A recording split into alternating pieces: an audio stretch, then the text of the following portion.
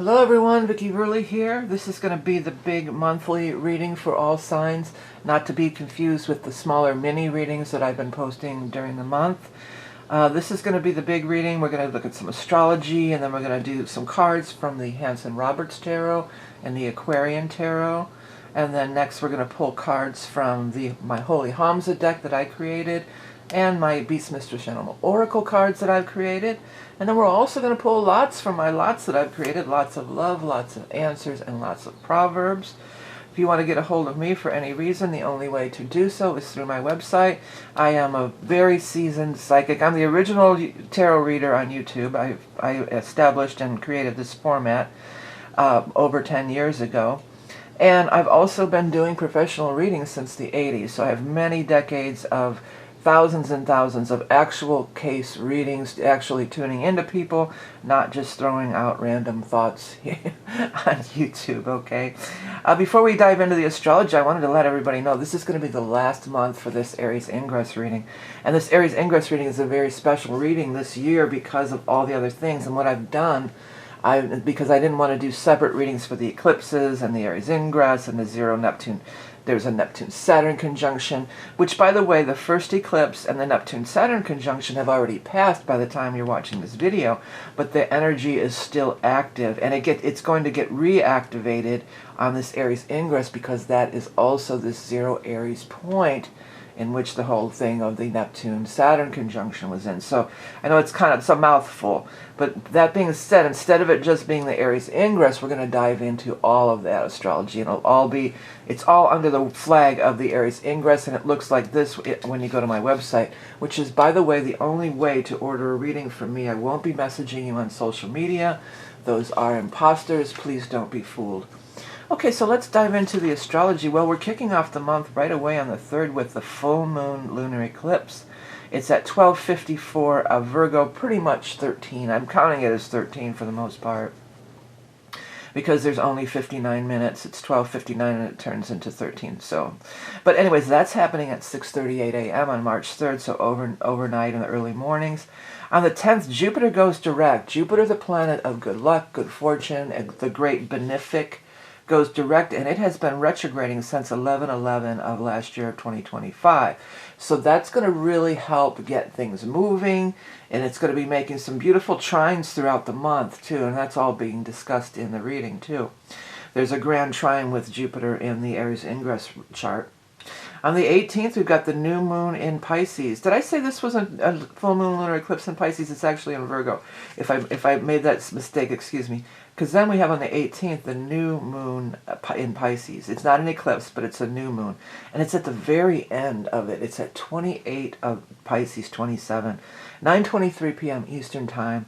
A new moon is always this new beginning. There's a lot of beautiful stuff going on because of all the zero energies all over the place. So there's a lot of trines going on to Jupiter, and there's a lot of really nice flow. This is a very positive new moon. 2 days later, on the 20th, we have the big Aries Ingress that I've been talking about for 2 months now. This will be the last month to get that reading. And on the very same day, on the 20th, Mercury goes direct at 8 degrees of Pisces, and Mercury has been direct since February 26th. The featured reading, of course, is the Aries Ingress. It's so chock full of information this year. This is the limited time last month to get in on it if you haven't already. There's so much to look at and talk about. And also, if you like the astrology and tarot, I do have weekly readings on Patreon where I do astrology and tarot both together every week, and we dive in a little deeper on the astrology, and we pull 2 cards for each sign. So without further ado, let's jump into the sign-by-sign readings, and we're going to start with the sign of Aries. I'm going to move some of this stuff out of the way.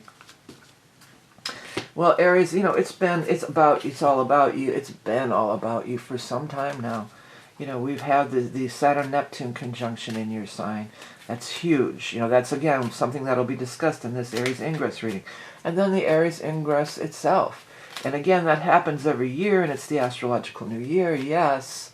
But every year, it's not with all this other energy going on. It's really powerful this year, and really different than other years. If you've gotten the Aries Ingress reading other years and think it's going to be pretty much the same thing, it's not. There's quite a bunch, quite a few factors that are different in this month's reading, or this year's reading. Okay. 3 cards for our Aries friends, Sun, Rising, Moon, anybody with Aries in their chart. The Lovers, 9 of Pentacles, and the 10 of Cups. I see that there's some glare. I will fix that in a minute. By the way, if I didn't mention it, if you want to look for your sign, there will be timestamps. You can scrub along the bottom of the video, but also it will always be displayed along the bottom here. And if I've made an error and said the wrong thing, sometimes that happens. It's still, my guides and I both know who we're reading for by whatever is displayed here. Okay, now we're going to pull 3 more cards from the, I was almost said Rock and Roll Tarot, but of course it's the Aquarian Tarot. Rock and Roll Tarot is another deck that I've created. I'm not using it this month, though. We have, first we have the Devil, followed by the Judgment card. Some good big cards here, Aries. And then the 5 of Rods, or 5 of Wands, which can mean struggle. Well, you know, it really looks like you're overcoming. There's an opportunity to overcome quite a bit here, Aries, this month. Because we have, here, this shows being in bondage, and this shows being in struggle, okay? The 2 bottom cards. The Judgment card, however, says being freed from all this, the rabble-rousers, my guides are saying. They come through with some strange words. They come through with strange words and songs if you've never seen my videos before. So the rabble-rousers, we've got this blank space. Oh, blank space up here. I'm going to put my wand, another wand up there. Didn't want to come down. It brought a bunch of stuff with it, didn't it? So, yeah, this is about overcoming and moving on and being mature and spiritual growth and not partaking in that. Like, almost like elevating yourself to another plane, almost. You know, you could think of it that way. Now, the sun on here, can you see that, is very standing out to me. The sun up through the clouds there. And it makes me think, and it's card number 20 also, so it makes me right away think of the Aries ingress itself, because the Aries ingress, of course, is on the 20th, but it's also when the sun moves into your sign, the fire sign, and it creates this, you know, the new season, because you are one of the cardinal signs. So it's a new season of, you know, just in general, because it's a new season of the year, and it's the astrological new year, but it's a new season for you big time, you know, with the Saturn-Neptune conjunction. This is a once-in-a-lifetime situation where it's going to recur at the 0 Aries point, and this is going to reawaken this 1 month later. So we're still in the juice of all that energy. It's still there. Now, once we go through this, the top cards are so beautiful. Some of you, if you're not involved, you could absolutely be falling in love. I think I can zoom in a little bit here, huh? There's always, Aries, there's always for you, there's always going to be this little bit of adjustment. Yeah, I think we can handle that, huh? It's not too zoomed in, but it's still good. And we'll move these over a little bit. You know, with the Lovers and 10 of Cups, it's beautiful. Either you could meet somebody, or if you are already coupled, you can just be in this phase where things are just going so great. You know, you're getting along so great. You're really falling in love. You're letting go of the bondage that has held you up or held you back from this. And look at the card, the Devil, this particular depiction of the Devil card. They're looking in different directions. They're not together. They're stuck. They're stuck in, I believe this, and no, I believe this, and you know, they're not coming together. We're here as they're coming together. Come together right now over me. Okay, so they're coming together, and things are coming together for you. There's an opportunity for things to come together. You are starting in this big new cycle. Now, you don't want to go into it dragging your old baggage along. You want to go into this new cycle with, you know, a bright outlook and, you know, leaving the past behind, leaving these karmic situations behind, and you're really turning the corner or turning the page. There's money here too. 9 of Pentacles is a money card. It is the financial security, the financial abundance card. Often it does refer to having your own business or working independently or being an entrepreneur. And the castle behind there is really standing out to me. So maybe both of these have, and they're very similar castles too. Did you notice that? I did. I did just now anyway. This castle and this castle. I'm the king of the castle, you're a dirty rascal. Crash into me. Yeah, so crash into me. Somebody, you're going to be crashing into somebody. But yeah, there's something about the castle. Maybe some of you are going to get that dream home that you've been looking for, be able to move. Or maybe you're even going to go on a trip to and visit a country in Europe, perhaps, that has, if you're not European to start with, that, you know, has these beautiful castles. Many of them do. But there's something about the castle is really grabbing me, and how similar they are too. But Nine of Pentacles, it could be working from home, from your castle, but just enjoying life. And here's another interesting thing that I'm just noticing. In this card, the sun is peeking out from behind this splay of clouds, and we have a splay of clouds here, and there's an angel peeking out from above it. You know, so this. You know, these splay of clouds, these, you know, puffy clouds, and then there's something just beyond it, just beyond, you know, this clouds of what maybe you can't see yet because it's not in your view yet, but it's a time of wrapping up the old and welcoming in the new. I had that big mantra. I even did a song. I allow good things to happen, and that's a good one too. But lately I've changed it to I invite good things to happen. So invite good things to happen. Invite, you know, the universe in to clear the way and also bring in the beautiful new beginnings that are being bestowed on you. I mean, it's super big for everyone, but especially Aries. Okay, so let's go ahead and get your animal totem for the month of March of 2026. I almost said 2024 for some reason. But of course it is 2026, and the card you have is the deer. The deer is about being gentle. You know, you are, you know, Aries, you're a go-getter. You know, 100% you are a go-getter. You go after what you want. Sometimes you can come off a little aggressive or a little pushy or whatever. But the deer card is like tone it down. It's again welcoming, allowing, not necessarily pushing toward, because that's you like to push, you know. What am I hearing? She likes to boogie. Oh, Tube Steak Boogie. Oh my God. But I still like that song, even though I didn't really know what it meant until years later, I think. But yeah, she likes to boogie. She do the Tube Steak Boogie. Oh, boogie woogie baby, boogie woogie all night long. I got a girl, she lives on the hill. She won't do it, but her sister will. She likes to boogie. That's the Tube Steak Boogie by ZZ Top. Well, that's interesting. The girl that lives on the hill, right away, this brought up these castles for me up on the hills over here. So maybe there's somebody that you know who is, you know, maybe you thought they were above your station or something like that, or they would never be interested in you, but hey, lo and behold, you know, they are interested in you. But, you know, you're not going to win over by being pushy in this instance. It's more about opening the door and allowing for the positive flow to just come in, because it's wanting to come in. It's knocking on the door. Gentle, peaceful, sensitive soul, loving persuasion, realizes desires. Pay attention to your surroundings, ready to act in an instant. Quiet introspect reveals the answers you seek. Yeah. All right, let's get the Holy HAMSA. Oh, I forgot to get my thing open. Here we go again, Aries. This might take a second, sorry. I wrote the booklet, and I'm not reading from a book. This is my cards, and I wrote the booklet. And I actually even wrote a tarot book, if you're interested, several years ago, probably more than 10 years ago. So I'm not reading from the book. I'm reading from my book.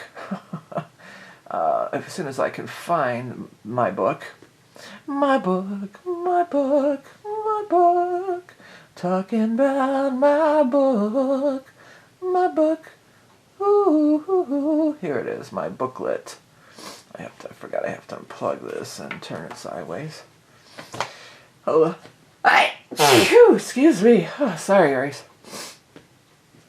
Okay, let me get a shuffle going on the Holy HAMSA cards. And this is for Aries, Sun, Rising, Moon, anybody who has prominent Aries in their chart. And the cards you have for March is going to be Earth, Well, Earth is, basically just that Earth energy. It's also staying grounded and staying down to Earth. They could talk about an Earth sign event also. And we are kicking off the month with that, on the 3rd, with that full moon eclipse in Virgo, which is an Earth sign. Take a look at this card if you want to look at the background words, if you can see them. You can see them in real life. Sometimes the camera doesn't pick them up. But it's good to let your eye wander on the symbols and images and also the words, and maybe you can pick up a message from your own guides. Okay, grounded, practical, stable, or stability. Building on solid foundations, financial growth and stability, definitely here. Gaia the Great Mother provides nourishment to all her inhabitants. Ground yourself in the field of the earth to promote an overall sense of well-being. The Earth card is calling you to take a practical approach in all your endeavors at this time. In astrology, the Earth signs are Taurus, Virgo, and Capricorn. This card may represent people born under one of those signs, or as a timing card, it can represent the sun or the moon in that sign. Well, again, we're having that full moon eclipse there.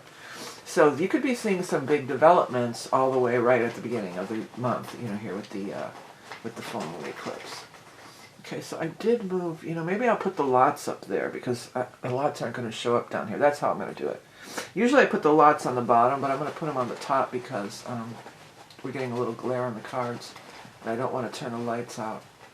So we got here. This is the lots of love, which may or may not pertain to love, and it says trust. And that's what I was getting to, just being open and inviting and trusting the universe. Next we have a whole bunch of lots of love in the wrong thing here. Oh boy, I hate when that happens. They're in the wrong, not basket, but the wrong, or is it the other way around? Are these in the wrong thing? Maybe these are in the wrong thing. Sorry, Aries. Again, you always get your reading first, but if there's any adjustments that have to be made, it's done under the Aries reading here. Yeah, I put the lots of answers in the wrong thing. That's what happened. Okay. So let me grab these and put them in the correct pouch. Okay. No, they go in this pouch. Oh boy, there's a whole bunch of stuff that's screwy here. Oh my word. Oh mama, can you dig it? Yes I can. Something like that. Yeah, Aries, again, this is just such a big deal for you. I mean, I can't stress it enough. That especially if you are early Aries, if you're at the beginning of the sign, if your birthday's around that 20th, or even if you're late degree Pisces, because you're going to be getting a lot of action on that, and it's never happening again. I mean, it's not never, but it's a 6,000 year cycle. Okay, we're all set here, so now we can do the lots of answers. Thanks for your patience, Aries. It has positive.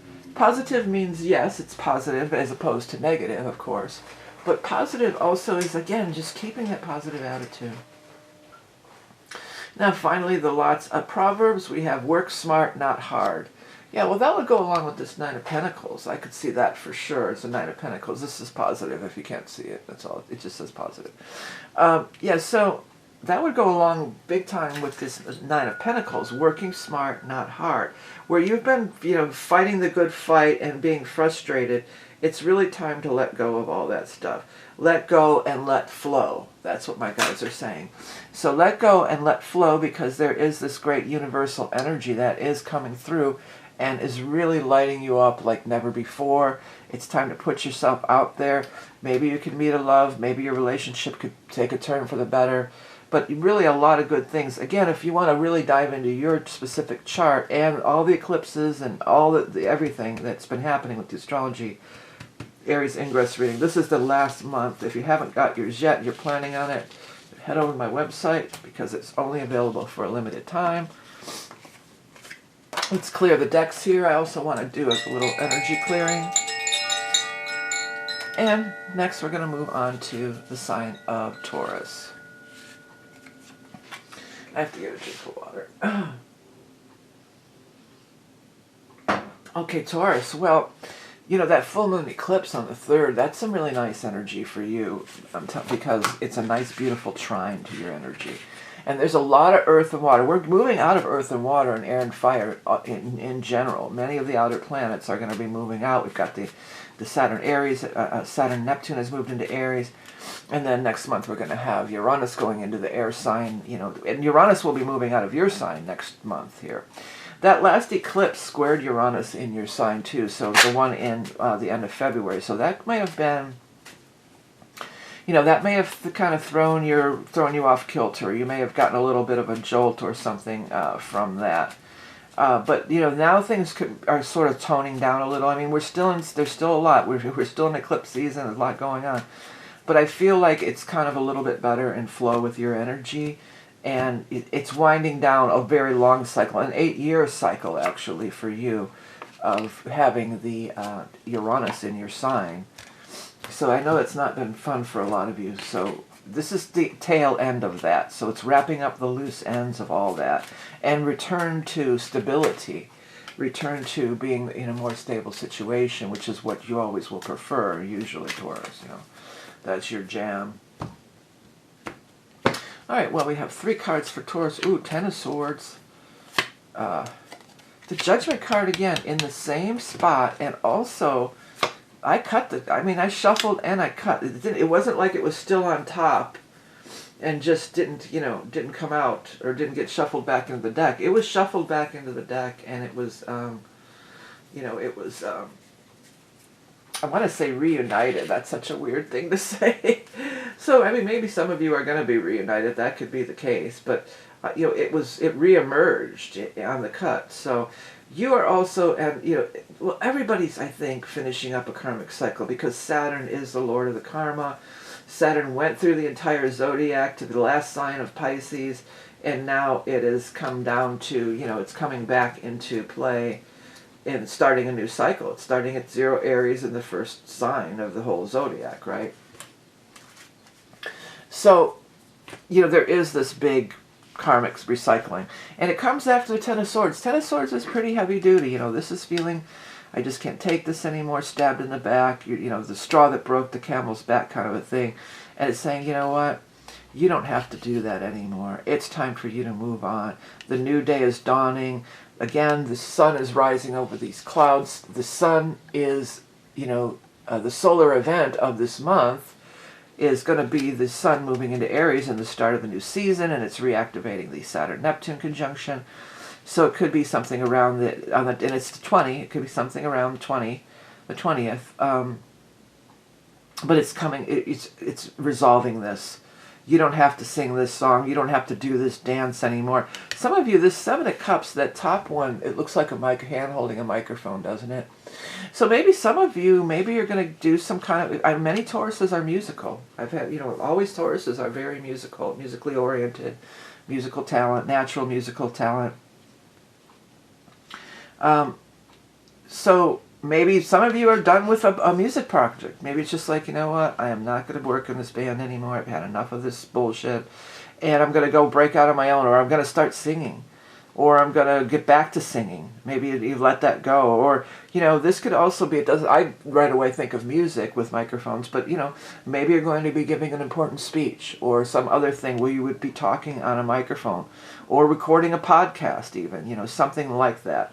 But it's part of the new. This is the old, this is the finishing of the karmic cycle, and this is what's coming next. And it actually points right at that, and that's just grabbing me so strong. I mean, there's plenty of other symbolism on this card, but that's the one that grabs me right now. By the way, let that happen with me and other readers too. Whatever grabs your eye, that's your guides trying to show you things and talk to you. The top row just looks fantastic. 6 of Wands. You're coming out, you're getting some kind of big victory, you're getting some kind of triumph. I really want to say this is going to allow you to move on from this, The dark night of the soul, you could almost say.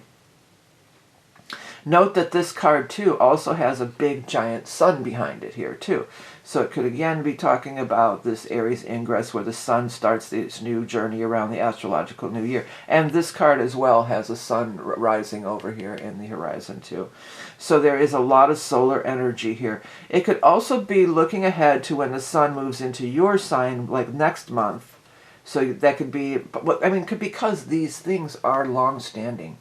These transits, the energy of the Saturn-Neptune, if you didn't watch the very beginning where I talked a little about the astrology, you might want to go back and listen. Because, and I have videos on these other things too, on the eclipse, on the Saturn-Neptune conjunction. But, you know, it's not a one-and-done thing. It's an ongoing thing. It's an ongoing situation. It's an ongoing influx of energetic stuff. Now, we've got here this King of Swords, and he's part of, anybody, it could be anybody, looking over at this Six of Wands. So it could be somebody, a partner in your life, because there's a card of partnerships, who's just really, rooting you on and really supportive and really proud of you. Perhaps they're an air sign person, an Aquarius, a Gemini, or Libra. The other thing is this could be somebody who just helps you out. And one of the things that the King of Swords can represent is they can be involved in the law. They could be the lawyer, the judge, the legal person, these kinds of things. So, you know, there was, you know, somebody here who's part and parcel, my guides are saying, to this Six of Wands, this big victory, this big triumph over here. This is a card of partnership, so yes, it could be a partnership, but it feels, the way he looks, they look at each other, this feels more connected to each other here. And like, this is just you, you know, this is just you, I'm going. I see the way clear. I'm looking out into greener pastures. I see the road to freedom, the best I ever had. It's the road to freedom. I think that's Bob Marley, right? The road to freedom? Might be. Something song it's called. The something song, what's it called? Yeah, when you get these, when I get these downloads from things, you know, from songs and stuff, it's not just, I'm just not singing just to sing. The Road to Freedom, the Bob Marley lyrics. Redemption Song, yeah, that's the name of it. Redemption Song. Yeah, that's so perfect. Well, you might want to look up the whole, you know, it's emancipation, and it's about slavery, mental slavery, arguing that none but ourselves can free our minds. Yeah, free your mind and your ass will follow, like the Funkadelics, right? So, but anyways, yeah, so this is it. You're freed from this, whatever it is. Whatever you felt in bondage to, you know, you're like, okay, I'm done with this. And by the way, that is what Uranus was trying to do for you all along. You know, Uranus being in your sign for these last 8 years. That's the cycle that's coming to an end here that I was talking about earlier. Uranus, that's #1 keyword for Uranus, freedom, you know. And, you know, Taurus is, you like your freedom, sure, everybody does, but you also like things to stay the way they are. You don't like big changes and shakeups, and it's probably been difficult to you. But what it's been really doing, that's what Uranus has been doing. And often, as a planet comes to the very tail end of its stay in a sign, which is what's happening this month, because April it'll be going out of your sign for another 80 years, okay? But as it comes to the end of that cycle, often that's when you get the gift, the blessing. Or at least you realize what the gift or blessing was. So maybe you stayed in a situation way too long. You know, lots of Tauruses will do that. You know, you'll stay really long. And now you're free. You're free to do whatever you want to do. You're free to sing your own song, tell your own story, whatever that might be. Forge your own path, forge your own destiny. Okay.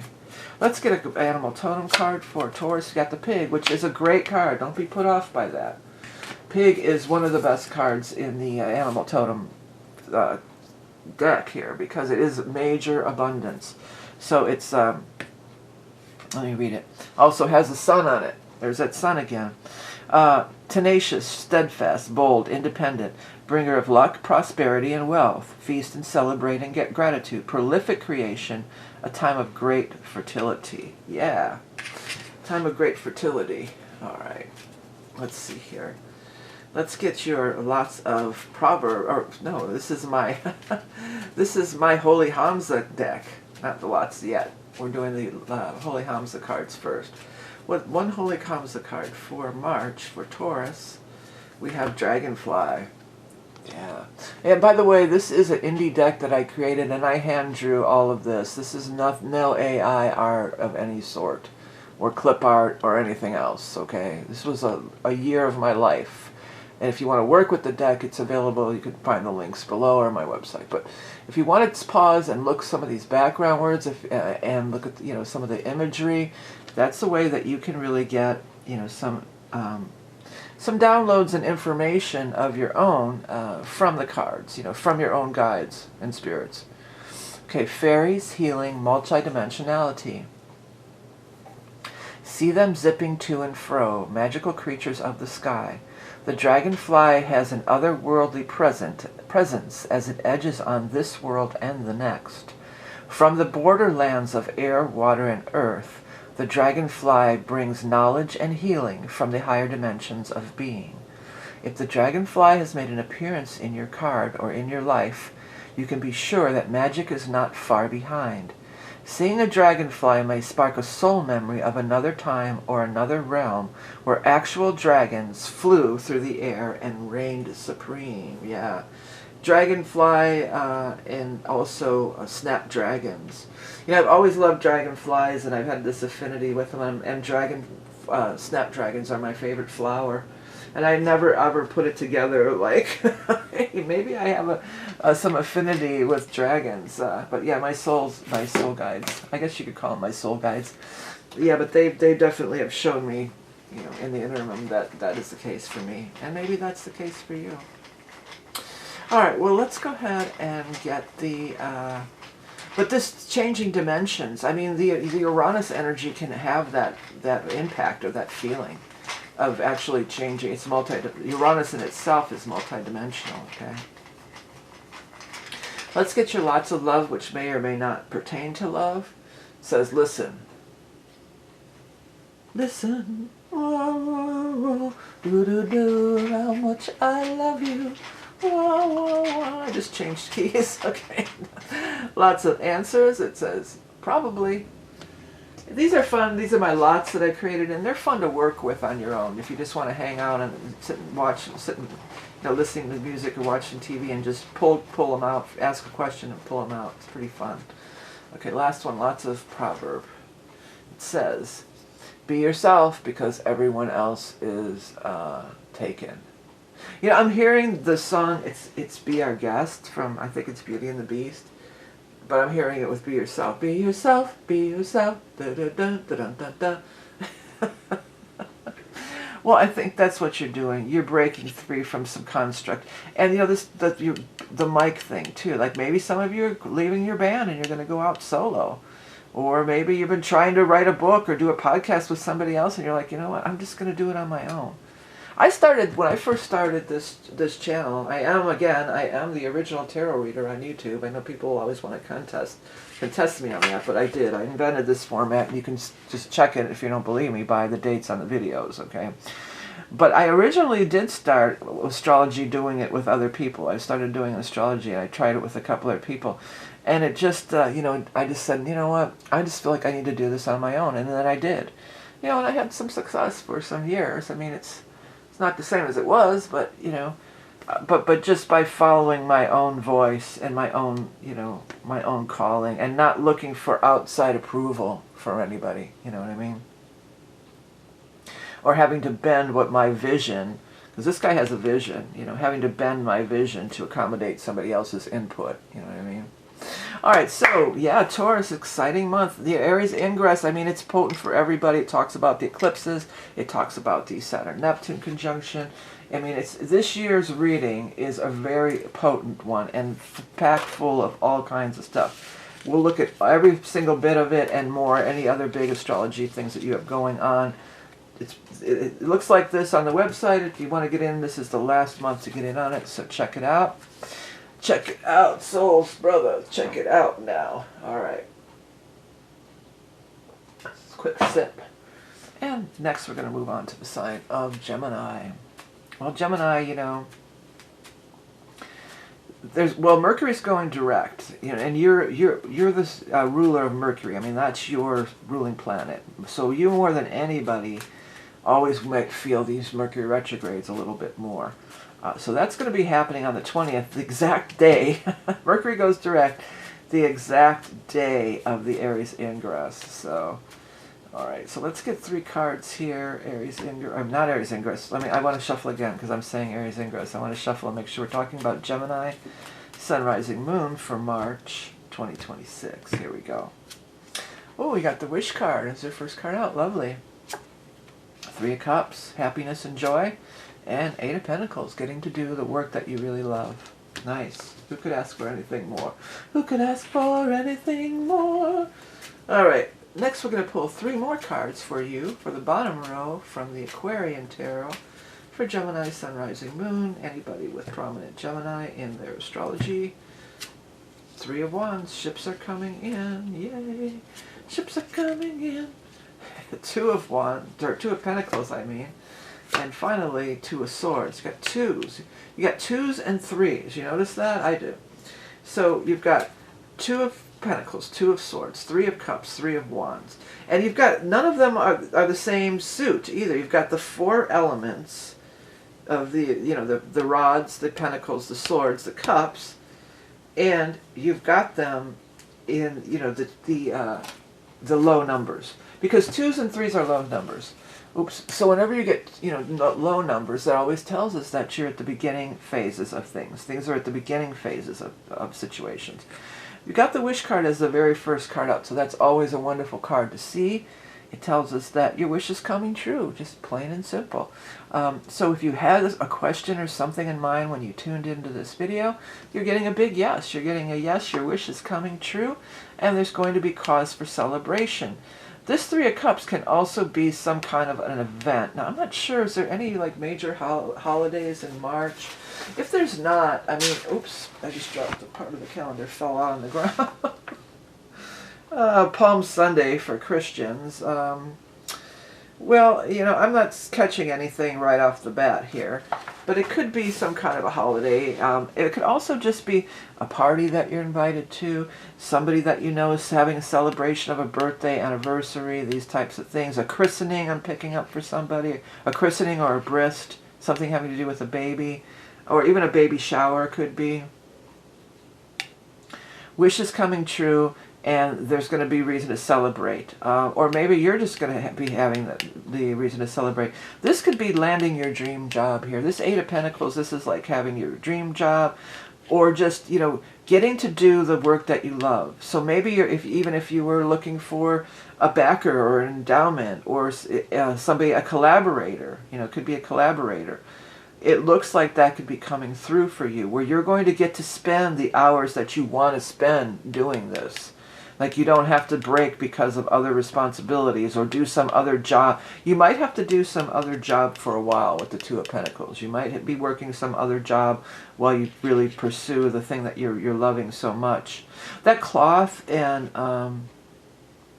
the way he's polishing that with the cloth there. Some of you, this is some kind of an art thing or painting. Because it reminded me of how, you know, especially oil painters, they'll wipe their brush off with a rag in between when they're painting. That white cloth reminded me of that. And he's also got like protractors and compasses and, you know, those kind of tools. Or maybe it's something, working on architectural plans or, you know, drafting or something like that. But, you know, it's not something that is a drag or that is a drain of your energy. This is something that you're really enjoying, that you're really loving. And, you know, you're able to do it as much as you want, or a lot more than you have been. There'll be a lot more time and financial backing and money to do so. Or maybe somebody's going to pay for you to attend a seminar or a class or go in the studio or, you know, something like that. Wishes coming true. 3 of Wands. Your ships are coming in here. Your ships are coming in. You're gonna get what you've been hoping for. You're gonna start to see the fruits of your labor, my guides are saying. There is decisions that have to be made, big decisions on your part or perhaps on the part of this other person that may be coming in with the financial backing or to help you out.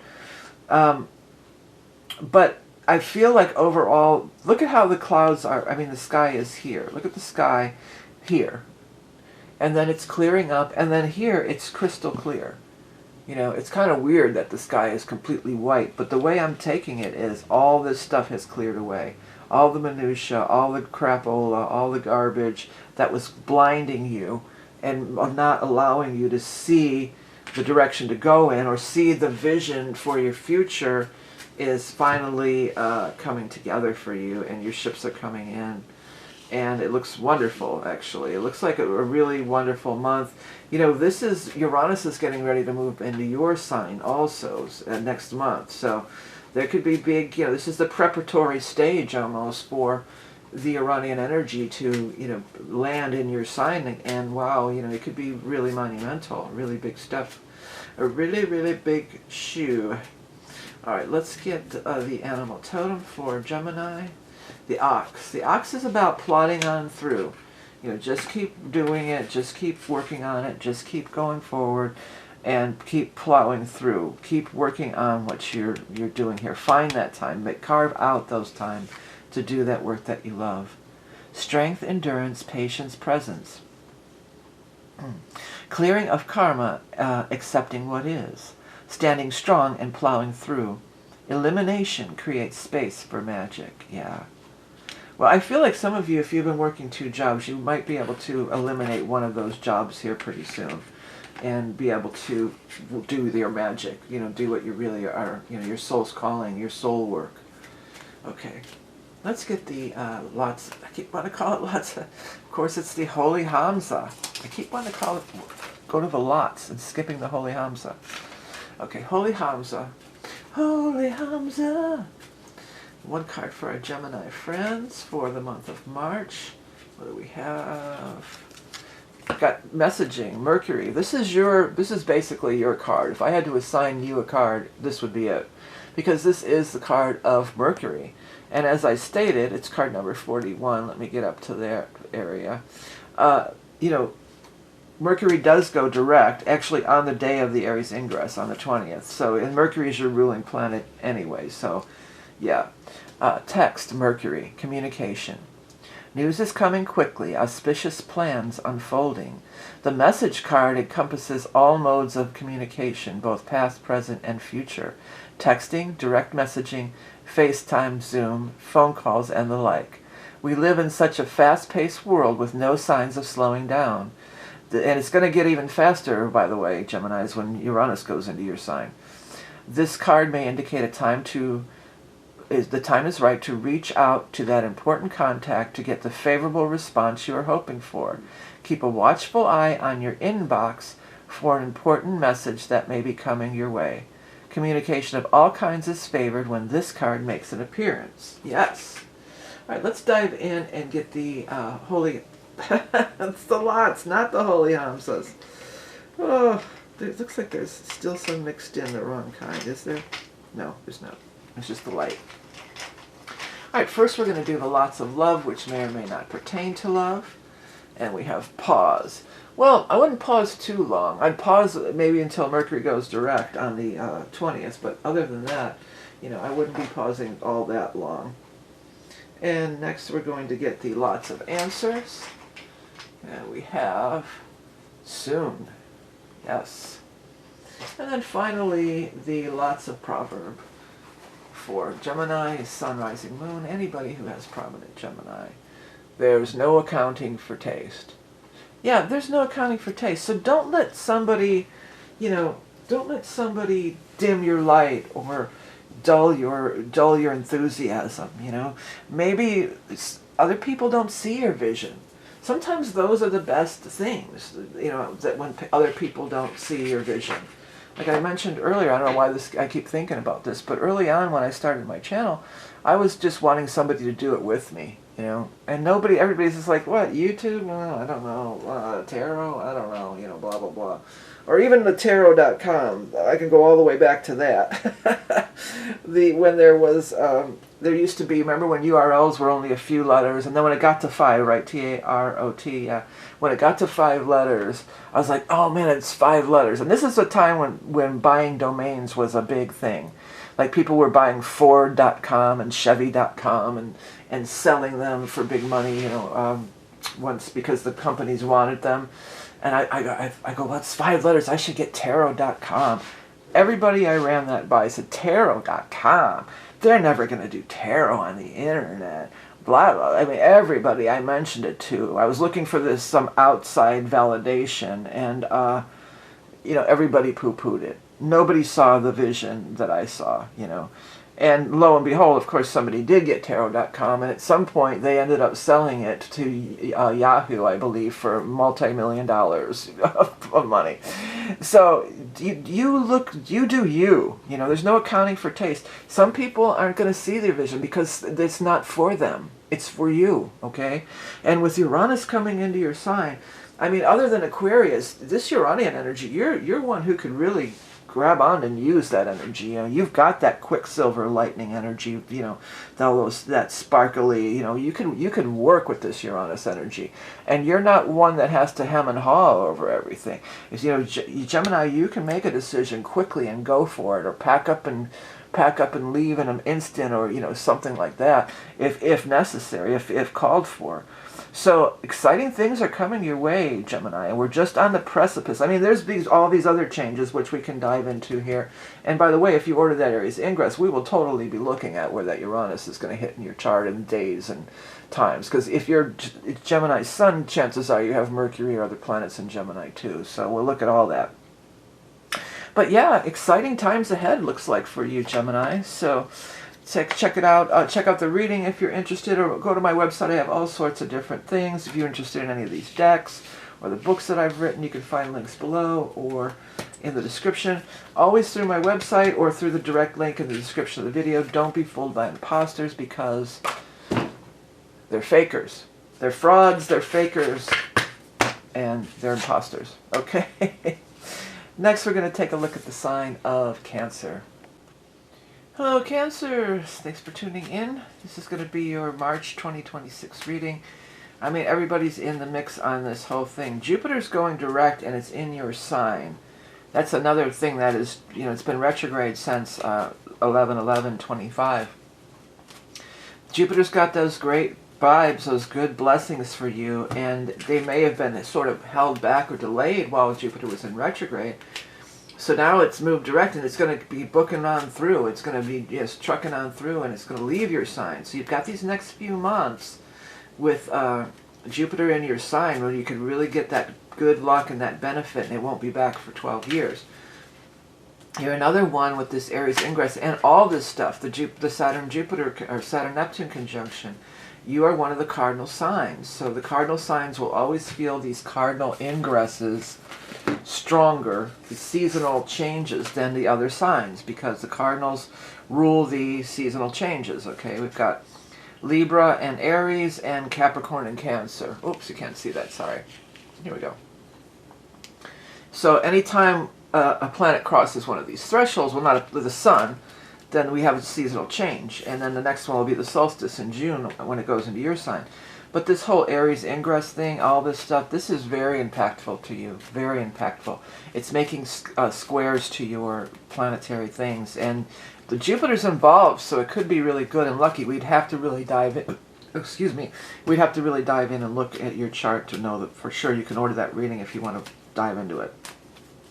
All right, Cancer, well, let's get the 3 cards for the top row for you. You've got 6 of Wands, Triumph and Victory, 7 of Cups, Dreaming Your Reality, and the Ace of Swords, Breakthrough. Break on through to the other side. Yeah. All right, 3 cards for the bottom from the Aquarian Tarot. This is for Cancer, Sun, Rising, Moon. Anybody who has Cancer in their chart. And resonates, cross watchers, whatever the case. 8 of Wands, 2 of Pentacles. I think that was in that same spot in the last reading. There was only 1 card on the 3rd cut there, and it was the Knight of Swords. Okay, so things are going to start to move quickly. Well, Jupiter's going direct on the 10th. That's going to speed things up. On the 20th, we have Mercury going direct. That's going to speed things up. All this stuff moving into Aries is going to speed things up, too. I mean, if you think things are moving fast now, look out. And then next month, Uranus goes into Gemini, and it's just going to go crazy fast. I'm hearing crazy love. What is that? crazy love. Ooh, dun, dun, dun, dun, dun. Tonight I'm gonna fade away. Just you wait and see. Something like that. Okay, Six of Rods is Triumph and Victory. I think it's called Crazy Love. But this is something you've been wanting, you've been vying for. This isn't just coming out of left field. This is something you've been trying for, you've been vying for, and you're gonna see a breakthrough. Ace, new beginning. So I wouldn't be surprised if it isn't on this zero Aries thing, because that is the beginning, you know. So you're gonna see through the dark clouds, the sun beams emerge until it's a fully, you know, fully huge sun shining on you. You know, this could also be the Aries ingress now Ace, the new beginning of the astrological new year. Aries ingress on the 20th, right? And then the sun shining on you could be from now and the 6th month of June, 6 here. This could be, you know, by the time we hit, starts now, and by the time we hit the solstice, it's in, I mean, it's on all the whole way. You know, it's fully in bloom. It's fully, you know, you've fully realized is what it is, what I'm trying to say. You know, there's some things are moving quickly, and the money, you're worried about the money, or how am I going to pay this to get that. There might be you might need somebody else to help you with the finances. And it looks like this Knight of Swords could be just that person. The Knight of Swords could be an air sign, an Aquarius, a Gemini, or a Libra, or some kind of air sign event. Now, there's no big air sign event this month, actually. The air sign would be, will be in the next air sign, sun sign, is going to be Gemini, and that's also like at the end of May. So likely it's an air sign person. Sometimes the sword people also are involved in legal matters. This could be so I'm hearing magistrate, so it could be a magistrate. I don't think that's supposed to be a bird on his head. Probably not. Is that a bird on your head, or are you just happy to see me? But it looks like there's a bird on his head. Look. Or maybe it's more like a bell. But it looks like a pheasant. Or some plump bird like this. A pheasant maybe, or a dove, some kind of a rock hen. I don't know. But maybe that's for so maybe that bird or hen or pheasant thing ties into somebody. I've never seen that. I've been using this deck for, you know, decades, and I've never seen that looked like a bird on his head. I keep hearing, is that a bird on your head? like it's a setup for some punchline or something, you know. Or maybe somebody's got some crazy hat that has a bird on it or something. I don't know. This guy's got kind of a crazy hat on too, right? And it's the same color, so maybe watch out for the pink hats there with birds on them. You know, this is somebody who's is helpful, or maybe you should contact them or seek them out. This could even be somebody, if you're doing your taxes or something. It could be like an accountant or somebody who's going to help you do the taxes. If this stood out to me, and I heard loophole. Yeah, there could be loopholes that your average person. That's the one benefit of going to an actual accountant, you know, because a lot of times they know about those loopholes or those, you know, those little things that aren't going to just come up on TurboTax, you know, automatically.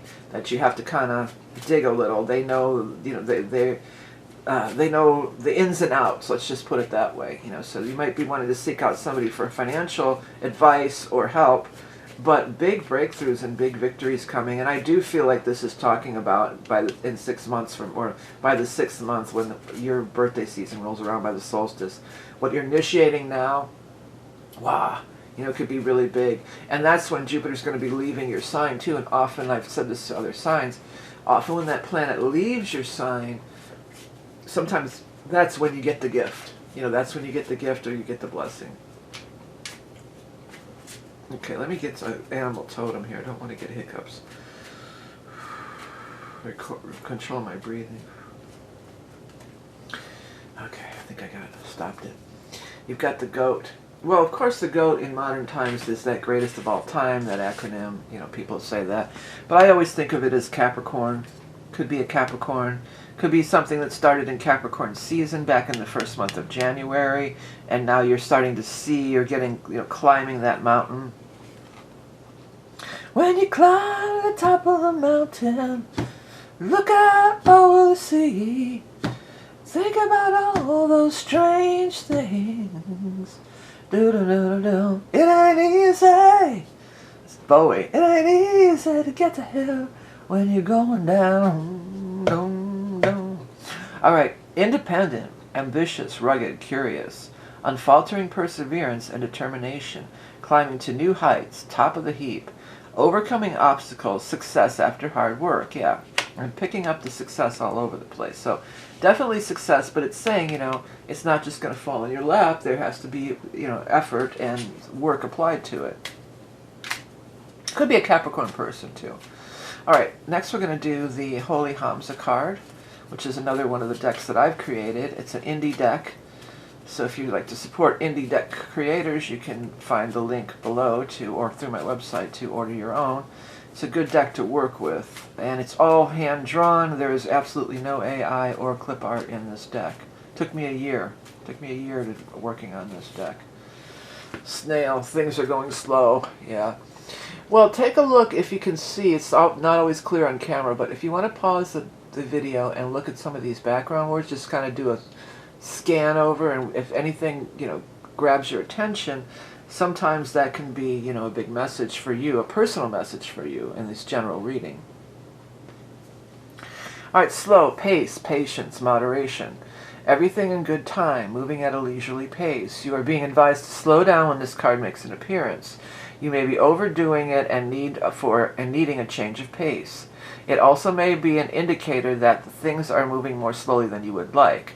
Instead of becoming frustrated, remember that divine timing is always at work. This card can also be a reminder that when you move at a slower pace, you can see things that might have otherwise gone unnoticed. Take time to smell the flowers and be present in your life. Do not overlook the little things in life that make life wonderful. Be aware of your surroundings, as the universe may be sending you subtle clues of possibilities. Yeah, watch out for those little clues. That's the thing about the snail energy. When you go slower, you catch those little signs and symbols from the universe, those little breadcrumbs that the universe is leaving you. But I think, things are going to start to pick up, though, probably after Mercury goes direct here on the 20th. Okay, let's go ahead or even with Jupiter for you, too. That could have been slowing you down. Okay, let's get the lots of love, which may or may not pertain to love. It says wounded. It says wounded, but when I first pulled it out upside down, I thought it said hounded. So you might be feeling hounded too, but wounded. You do the wounding. You're into that. You're a healer, and the wounding and the healing. That's all part of the Cancer experience. You're very in touch with a lot of that stuff anyway. And then often you'll go back and crawl in your shell, just like this turtle has that shell. The Cancer crab has that shell. Okay, let's see here. It says Shirley. And surely, lately, when this card or this lot comes out, I say that it could be somebody by the name of Shirley, S-H-I-R-L-E-Y. But that's a yes. Again, I'm basically just showcasing these lots, but they're really fun to work with on your own. So check them out if you like to find new stuff to do. Okay, still waters run deep. Well, that is you. It's interesting you get still waters run deep, slow, these similar thing. But then you've got this, things are going to start moving quickly. Well, I feel like the still waters run deep is you. And that could be another thing that the Jupiter in your sign. Yeah, Jupiter's luck, good fortune, all that good stuff. It's a great benefic. You could win some money. You could have some good positive vibes come for you and all this good stuff. But Jupiter also is expanding. So you are, you are all this still waters run deep. You do explore those wounds. You are a very emotional creature. You're ruled by the moon, so your moods change with the tides and the moon. Your moods do. M-O-O-D, not M-O-O-N. Both. I'm talking about both, but in case you can't understand what I'm saying. so that still waters run deep. You know, this Jupiter could help to really reveal and explore some deep wounds and other things in your life, so that you can bring, you know, can be bringing it up. So, because Jupiter, it's in your face, you can't miss it, you know, and so you can't brush it under the rug or go hide in your shell. You know, you may be kind of forced to confront some things, but it could be very healing and very necessary and beneficial and a blessing for you, okay? All right, Cancer, well, we'll talk about the Jupiter as it goes through and hits all your planets. We'll talk about everything in this Aries ingress, the eclipses, the whole shebang. I mean, it's an all-encompassing reading this year. It's not just about the Aries point. So if you're interested, this will be the last month to order. You can head over to my website. That's the only way to order the reading. Don't be fooled by social media imposters. Okay, next we're going to take a look at Leo. Where'd my Leo's card go? Here it is. All right, Leo, well, we're having eclipses. We're having things happen. I mean, all this stuff in Aries, nothing's really in your sign, but all this stuff in Aries is harmonious with your sign. It's like maybe you can get a benefit from it. Now, that last eclipse last month, that was in your opposite sign, so sometimes that could bring up some stuff. You know, opposition is an opposition. You know, it could be just that. It could be somebody who's opposing you, or there's some sort of opposition. So, you know, just be aware of that. And, oh, there's one of your cards, the King of Rods, that's you. All right, I'm going to just cut this deck then, and we'll finish up. We've got Four of Cups and King of Swords, people. Two kings. Let's see here. 3 cards for the top row for our Leo friends, Sun, Rising, Moon. Anybody who has prominent Leo, cross watchers, whatever the case might be. 5 of Swords. 5 of Wands, double fives, and Ace of Pentacles. Well, you've been fighting, or you've been feeling stuck. These 2 cards here talk about really, this one in particular feels stuck. And, you know, fighting, struggling, not getting anywhere, frustration. There could be some kind of big breakthrough with this Ace of Pentacles. Maybe something in money. You've been trying to get ahead in your job, or you've been trying to sell something or buy something, or whatever you've been trying to do that has to do with finances and money here. All of a sudden you could really have a big breakthrough. There's a King of Wands, which could be a representation of you regardless of gender. And there's also a King of Swords. And it feels like the King of Swords is kind of been watching you. What am I hearing? They're watching you. They see your every move. Oh, I'm way out of key. Private eyes, they're watching you. They see your every move. They see it. Yes, they see it. Something like that. I'm not even sure. That's an 80s pop tune. I'm not even sure who did that song. Well, I mean, well, it came through probably. Maybe you are being watched. Yeah, maybe, or maybe you have hired a private eye or somebody. You know, maybe that is a thing for you. But really, it feels more like they're watching. This could also be blessings from above, the way the hand comes out of the cloud. This could be somebody's watching over you, who's passed on, or guardian angel type or something. Could be an air sign, Aquarius, Gemini, Libra. Could be a legal thing or something like that too. But also, it feels like they're the one who could be the bringing in the money, or bringing in the provisions, my guides are saying, or bringing in, you know, making that change that you're seeking financially, hiring you for the job, being the investor, whatever it might be.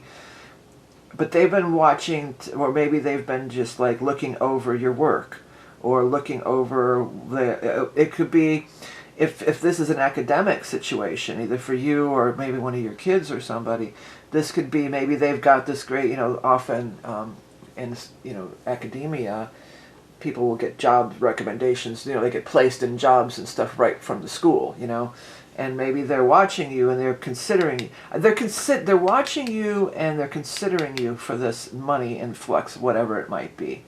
They're either looking at your work, looking over your, you know, your stuff, whatever the case might be, and it looks like they're going to make you the offer. You know, they're going to come through with a solution for you for this stuff. Maybe they're not making you. Maybe it is some kind of like guidance counselor at the school or professor, and they're just like, you know, I have a colleague and I want to I'm going to recommend you for this gig, you know, for this job or this gig. Or maybe if you submitted something and they're looking over your portfolio, or they're watching videos of you, or they're, you know, they're looking at your social media or whatever they're doing. So yeah, scrub, if you are like trying to get a job, go through and scrub your social media. Make sure there's no pictures that are, you know, gonna maybe hurt your chances. Anybody like that. For somebody, it's some kind of like a performance where you're going to be able to go on stage, or it's like a, you know, it's a musical or theatrical gig, and they're watching they're watching videos and tapes of you, or even maybe an actor, you know, they're watching your reel or something like that. So they're watching you, and just, you know, don't be caught up in this, oh, I should have got that, everything's so hard, why is there so many people going out for my job or my role or whatever I'm trying to get here. Just do you, and be the best you can be, because people are going to notice. They're going to take notice. Well, you know what's going to happen here, by the way, Leo, after the next season, in the summer solstice, right after that, we're going to have Jupiter going to go in your sign. So it's going to be a banner year starting in the summer for you too, which again, this is something that we will definitely look at if you order that Aries Ingress. We'll dive into all the deets on that as it pertains to you. But let's get your animal totem for our, I almost said Gemini, but it's Leo. I'm hearing, this little light of mine, I'm gonna let it shine. This little light of mine, I'm gonna let it shine. Yeah, so you're gonna let your light shine. But what's cool about Firefly here, which I never knew until I started designing this deck, whenever I did it. This is probably more than 10 years ago I created this deck too. Also hand-drawn, everything. No AI or clip art in any of my decks, okay? I worked hard on them. I drew them. They're hand-drawn.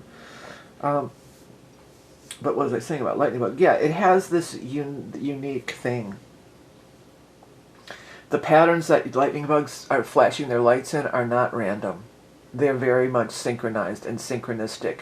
And their particular mate, through all the flashing lights that are going on in this, you know, if you've ever been in, like my backyard, I don't use any pesticides or anything. In my backyard, every year is just packed full of them. You know, I'm an organic gardener. So, you know, I get a lot of lightning bugs. And through all those lightning bugs and all those lights flashing, they can find their mate, or their person, or not their person, but their partner, because of the unique pattern or the unique synchronistic vibrations that, you know, that's being put out. And we're all doing that all the time. We're always putting out our own synchronistic vibrations. So that's what here, you do you. Another bird on the hat. So maybe that other one was, whoever's reading that had the bird on their head. Maybe that actually was a bird, because he's got a bird on his head too. I never noticed that all these years using this deck. But you're going to align. Don't worry about what you didn't get. Just do what's uniquely you, and the right thing is going to align for you. And it could be happening very soon, like this month. I could read it real quickly, but I pretty much covered it. Fairy lights sparkling in the twilight sky. Each array a unique signature. That's what I was trying to get. The call of a soulmate. Your individual waveform attracts a vibrational match. Yes. This is a soulmate too, even if it's not a love interest. It feels more like connected to this financial thing for you. But people who hook us up with jobs and help us in different ways, they're all our soulmates. They all are. Okay. Next we're going to get the Holy HAMSA card for Leo, Sun, Rising, Moon. We got here Space, the Final Frontier.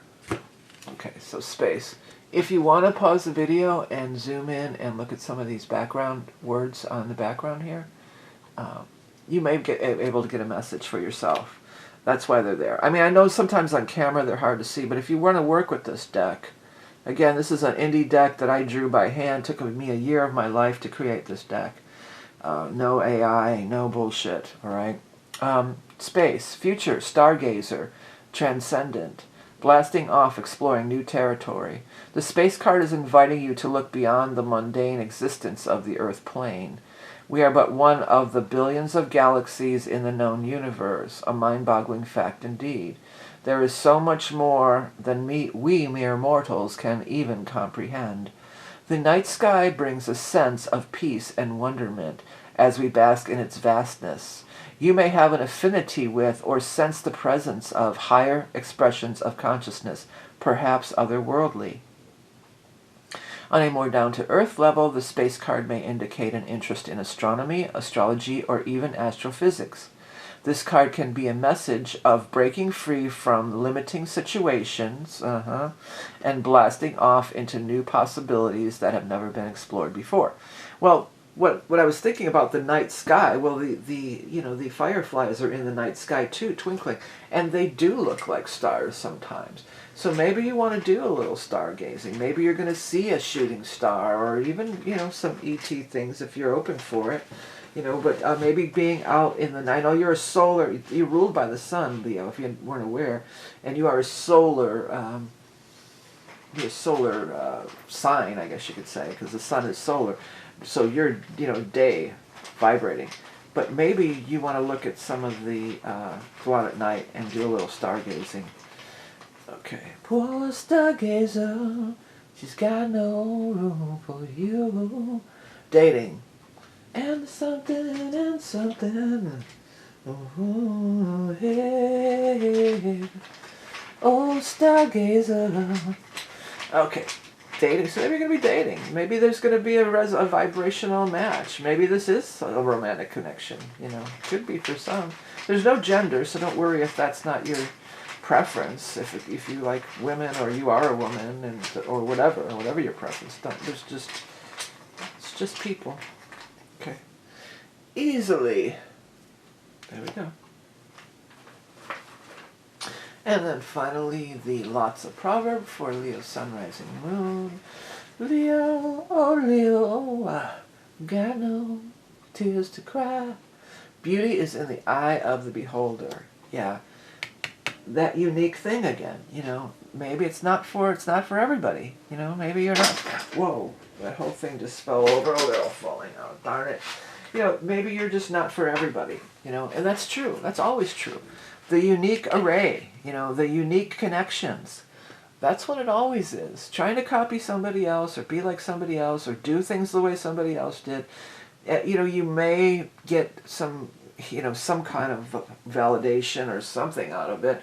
But for the most part, really we want to try to do things uniquely us, because that's how we do align with our soul's calling and everything.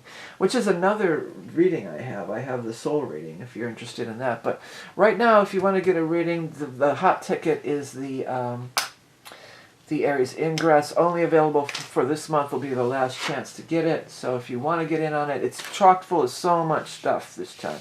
And we will talk about that Jupiter going into your sign. We'll talk about everything. It's not just about the Aries Ingress. It's a big astrology reading. So check it out if you're interested. Next we're going to move on to the sign of Virgo.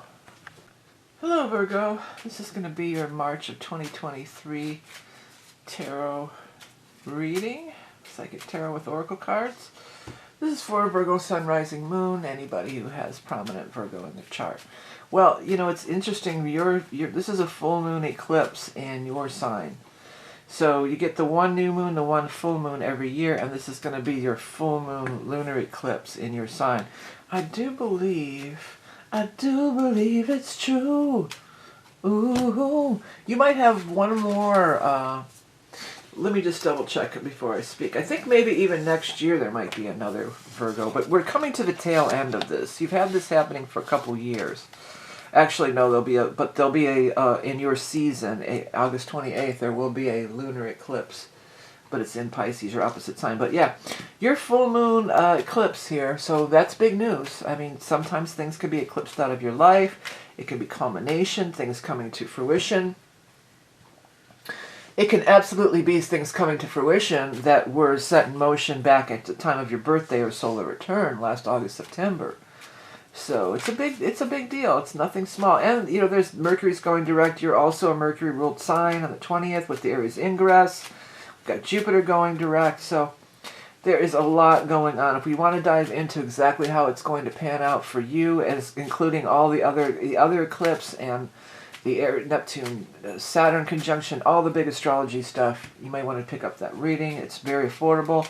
This will be the last month that it's available. It's all under the Aries ingress, but we'll talk about the eclipses and everything for everybody. Because that eclipse, I mean, it could be hitting different things in your chart. It might be hitting your sun, but it might be hitting your Mercury, your moon, you know, other planets, and we'll look at all that. All right, let's get 3 cards for Virgo, for Sun, Rising, Moon, anybody with prominent Virgo. 10 of Pentacles, nice. That's the big money card, wow, in the world, nice. And Justice, wow. This looks really, really nice for you, Virgo. Let's get the 3 bottom cards, and then we'll dive into the interpretations of it. Let's see here. 3 more cards for Virgo, Sun, Rising, Moons. Anybody who has Virgo, cross watchers, etc. 9 of Pentacles, wow. 8 of Wands, and 6 of Cups. Okay. Well, financial gains, big time. I mean, 9 and 10 of Pentacles. These are some big money cards here. Let's get this a little bit better aligned for you. There we go. How's that? Yeah, so 9 and 10 of Pentacles. Wow. That is big money. And the 10 shows up next to the World.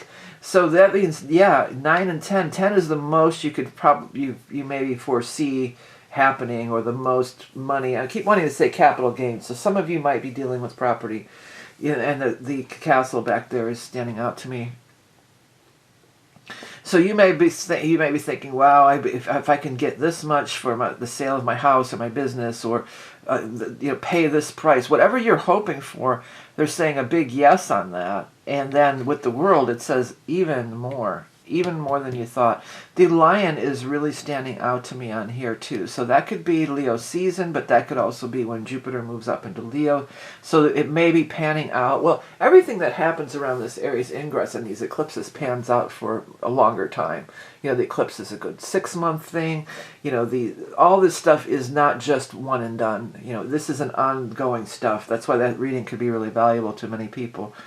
But then we get the Justice card here too. So I mean, maybe you'll be signing some contract. Maybe you would be winning in court, winning a court battle. A long-standing court battle could come into play.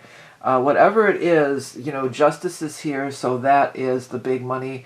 Well, this is the big money cards, and this is saying, you know, things that you're getting what you deserve, but in the best possible way. It can be karmatic justice, like getting, you know, payback's a bitch kind of situation, but not in your case here. This looks phenomenal. And then you've got 8, 9, 10, 11. The cards, even though they're not all the same suits, they're going in sequence. And when the numbers start going in sequence, this is telling us that things are moving along in the, you know, progressing as they should be, or moving forward to the next thing. The 8 of Wands is things are moving quickly. You're going to be getting news, and it's from somebody or something from the past when the 6 of Cups shows up.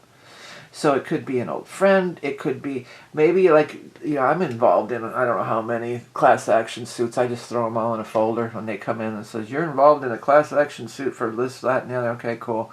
You know, and sometimes I've gotten some of them where I got a check for like $1 or something, you know. But it could be something like that. It might be some long, ongoing thing that's been going on forever, and then finally you're going to get that big payoff. And it might be, you know, there could, with the full moon eclipse, there could be, you know, those are things that happen kind of suddenly, or even like shocking, or all of a sudden, you know, kind of out of the blue. But it feels like it's not completely out of the blue. You've heard of it. This could also be maybe somebody that a childhood friend, or even somebody who you used to work for, and they're going to recommend you. And then you're going to, you know, get the call, hey, are you still doing this kind of work? Well, guess what? I've got this great opportunity. You want to get in on it? You know, so something like that. Be ready to act when this 8 of Wands shows up. It's like, get ready to act, because things could be happening really quickly. Okay, Virgo, let's get your animal totem for Virgo, Sun, Rising, Moon, the horse. This is also movement. You know, Mercury is going direct on the 20th, and it's been retrograde for a long time. And Mercury is also your ruling planet. So 8 of Wands is a Mercury card, and the horse energy is also relating to Mercury movement, going, it's transportation.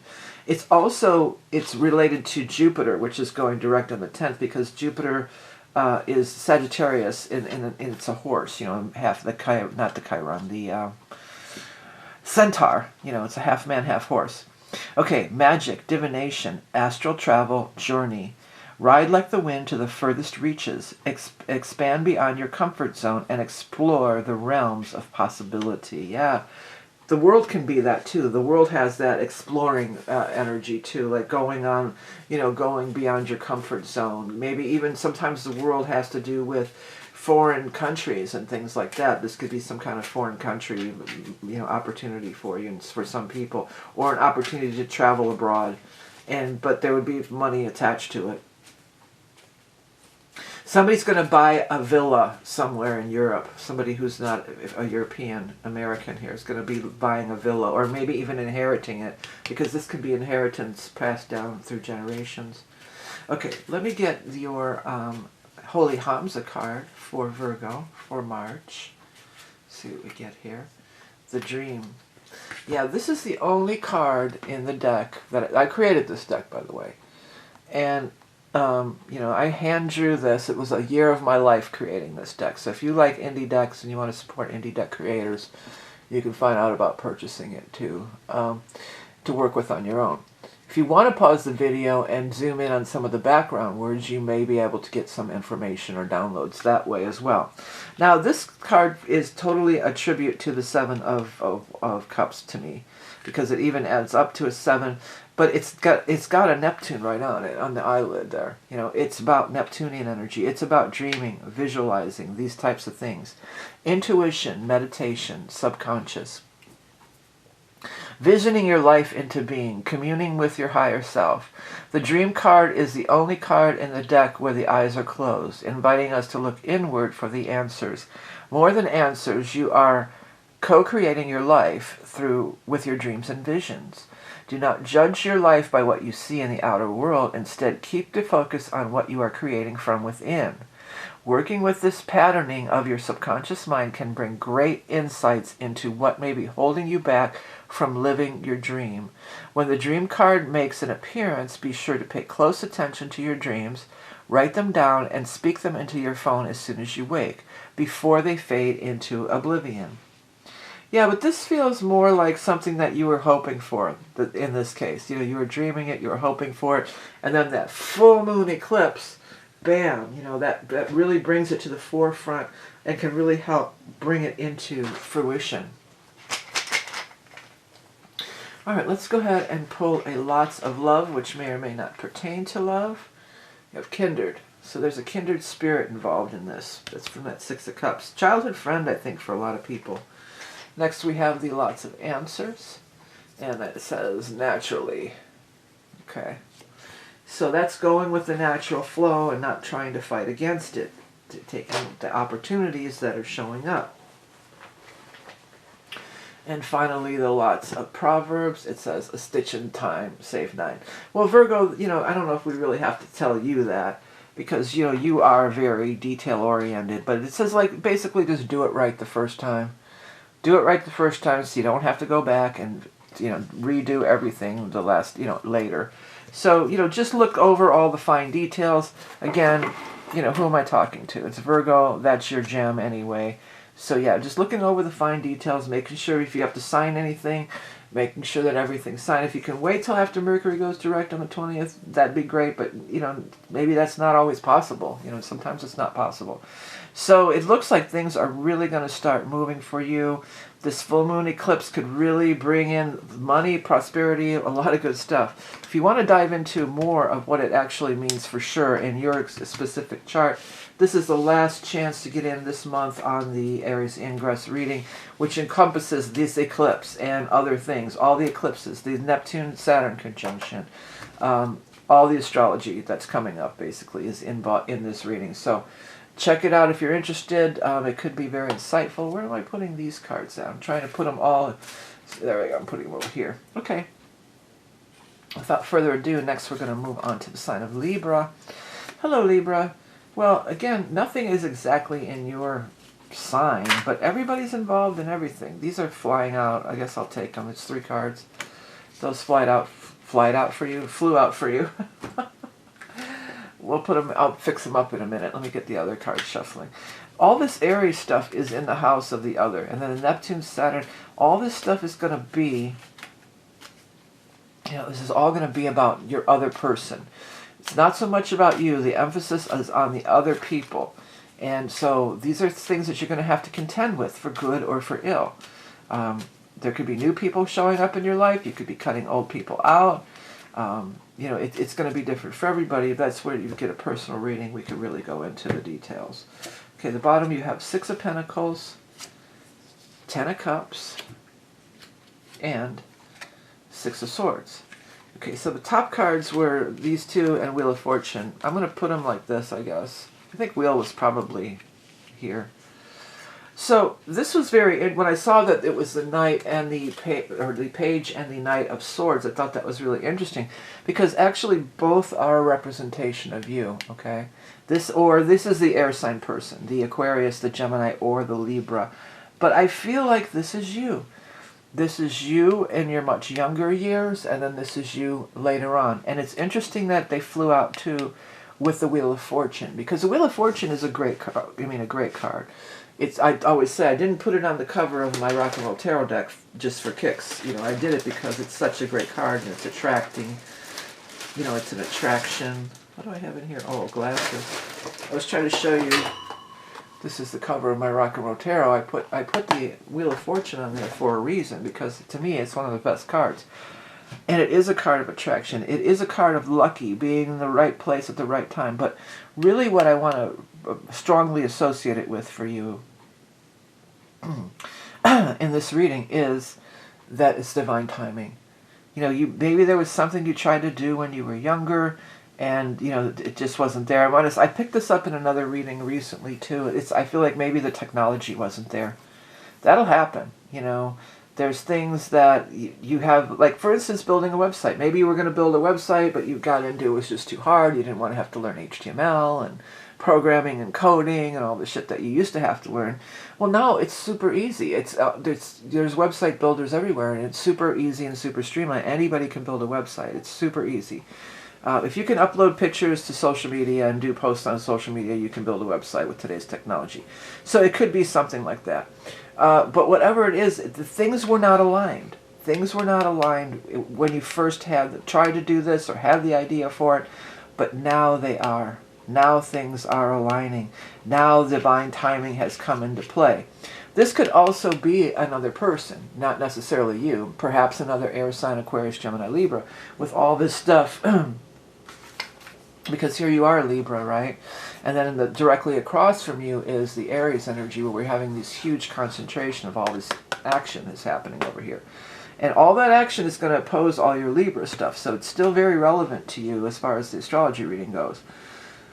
You're going to get some kind of money. Money's coming, and 10 of Cups is here. Now this could be an old lover coming back from the past too. Maybe you had a crush on somebody when you were younger, but you couldn't be together because you were too young, and now you're going to meet up and be together, or somebody moved and now you're in the same location, somebody moved or moved back, 10 of Cups could be romantic, especially with Wheel of Fortune. But 10 of Cups is not only romantic. 10 of Cups is you're the most happy. It's the most happy and the most joyous. And it's fun for the whole family. Whatever this benefit that you're reaping, it expands out beyond just you. Other people are going to be very happy about it. Coming together. 6 of Pentacles. This could even be because there is so much energy in your 7th house, your partnership house. Like say that's you again and here's your partnership house. This could be something really great happens for your partner. And they get the great job or they get the big money, and then you're all really happy. You could be able to move. This card is a card of moving, or maybe takes that dream vacation that you've been wanting to take. But it's also a card of, yes, moving, travel, all these kinds of things. Now, we're going to have Mercury go direct after the 20th. That would be the better time to deal with any kind of traveling or things like that. This could also just be, this is a card of moving on from the troubled waters and onto the smoother sailing, like getting over that hump, getting past those troublesome, you know, things that have been, you know, navigating through some dicey water, some dicey situations. Maybe I just want me to use the word dicey. So, and then now you're getting into the smoother sailing, you know, into the calmer waters. And yeah, it's working out good for you. It could work out good for you. There's definitely connection with people, though, for sure. It's connection here and connection here. This could even be somebody that you looked up to. For somebody out there, this is somebody that you looked up to as a child. Maybe even like a celebrity or a sports star or somebody like that. And maybe now you're going to be able to work with them and meet them and work with them, you know.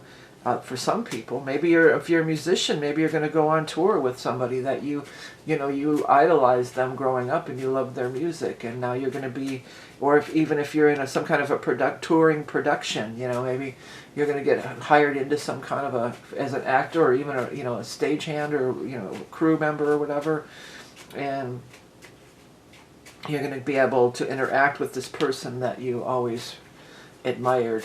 You know, but you were too young for some reason before. You weren't ready for it. Now you're ready for it. Okay, let me get your animal totem for Libra, Sun, Rising, Moon. The raven. Quoth the raven, nevermore. All right.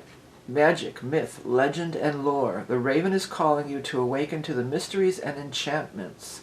It is time to shapeshift your life into what you want it to be. Yeah, this is transformational, and the raven could be transformational. This is news, and this is news, too. The ravens are the harbinger of the news. You know, they do it in Norse mythology. You know, the ravens, and if you watch Game of Thrones, of course, ravens were like carrier pigeons. You know, send a raven. But also in Norse mythology, the ravens were, and I think Native American tradition as well. But definitely ravens and crows are messengers, too. And you could be getting some messages, too, here. All right, let's go get the Holy HAMSA card. Oh, I'm shuffling the wrong deck. Hold on. Holy HAMSA card for Libra, Sun, Rising, Moon. Anybody who has prominent Libra in their chart. Let's see what we get here for Libra. Got love, I think. Love, love, love. Yeah, again, this is my indie deck that I created. This is all hand-drawn, no AI, no clip art. This is all hand-drawn by me. And if you want to look at some of the background words, if you're able to see them on your device or zoom in, you may get a message. But this is a fun deck to work with. It was a year of my life in the creation of it. If you like to support indie deck creators, you can find out from below or even through my website how to order some of these decks that I work with. Okay, love, joy, elation, happiness. Love is a canvas furnished by nature and embroidered by the imagination. This next part is a little poem that I got a download of, was channeled, but I thought it was perfect for the card too. Love is the tool, the jewel, the rule. Love is the light, the right, the might. Love is the feel, the heal, the real deal. Love is all. The love card goes beyond the scope of romantic love. This card encompasses love of all kinds, family, friends, pets, even love of life may be the focus. When the love card shows up, you can be sure that love is on the way. If already attached, you may be going through a phase of closeness and connection. Yeah, and it's showing here with the Ten of Cups, too. So, I mean, maybe you're going to meet that person. Maybe you had a crush. They're flashing me on that movie. Oh, what was it? Brad Pitt was Tristan, I know that. I always loved Tristan, you know. These different actors are, you know, they think, oh, they're so hot and sexy. For me, it's always a certain role that makes them that way. And for me, Brad Pitt as Tristan was definitely that role. You know, that'd be somebody like I'd be into, you know, long hair, yes, the physical aspect, sure. But, you know, he's into the Native American ways. He's no bullshit kind of dude, you know. I just, you know, I was really into that movie just because I liked Tristan so much. But anyways, there's the little girl, and she's like, oh, when I grow up, I'm going to marry Tristan. And the other girl's like, yeah, right, kid, whatever. And then, you know, she did. You know, she grew up and she did marry Tristan. So it even could be something like that. You know, somebody that you had a crush on, but you were just a little kid, and then all of a sudden now you're all adults. So maybe it's, you know, maybe it's going to happen for you. You know, some kind of childhood dream. There's definitely some tie into some kind of childhood dream or something that you wanted way before. A dream reimagined or re-realized. Okay, let's get some lots. We'll do lots of love, which may or may not pertain to love. It says happy. Because I'm happy, come along if you feel. All right, be happy. Well, it looks like happiness. What's wrong with that? You got love, you got happiness. Hey, 10 of Cups. Looking good there, Libra. Okay, what else we got? We got possible. It's possible. Anything is possible. And then finally, the lots of Proverbs.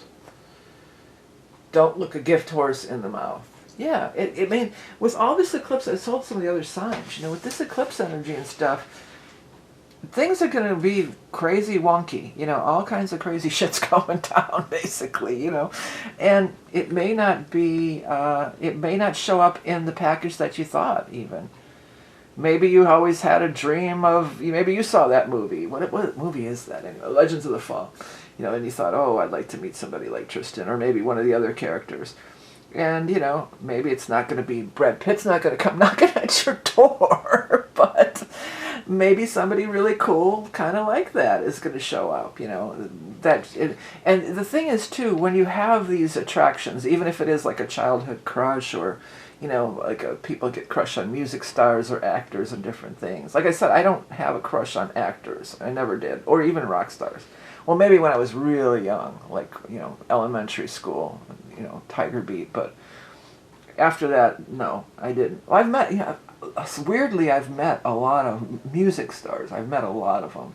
I mean, maybe not weirdly, but I've just been backstage and met a lot of people through the years. You know, not trying to be, never like paying for one of those packages or anything. I just happened to be there, and you know, and they're all people just like me. I got over that. I guess I never really had that whole starstruck thing. You know what I mean? They're just people like anybody else. But I don't know how we got off on that topic.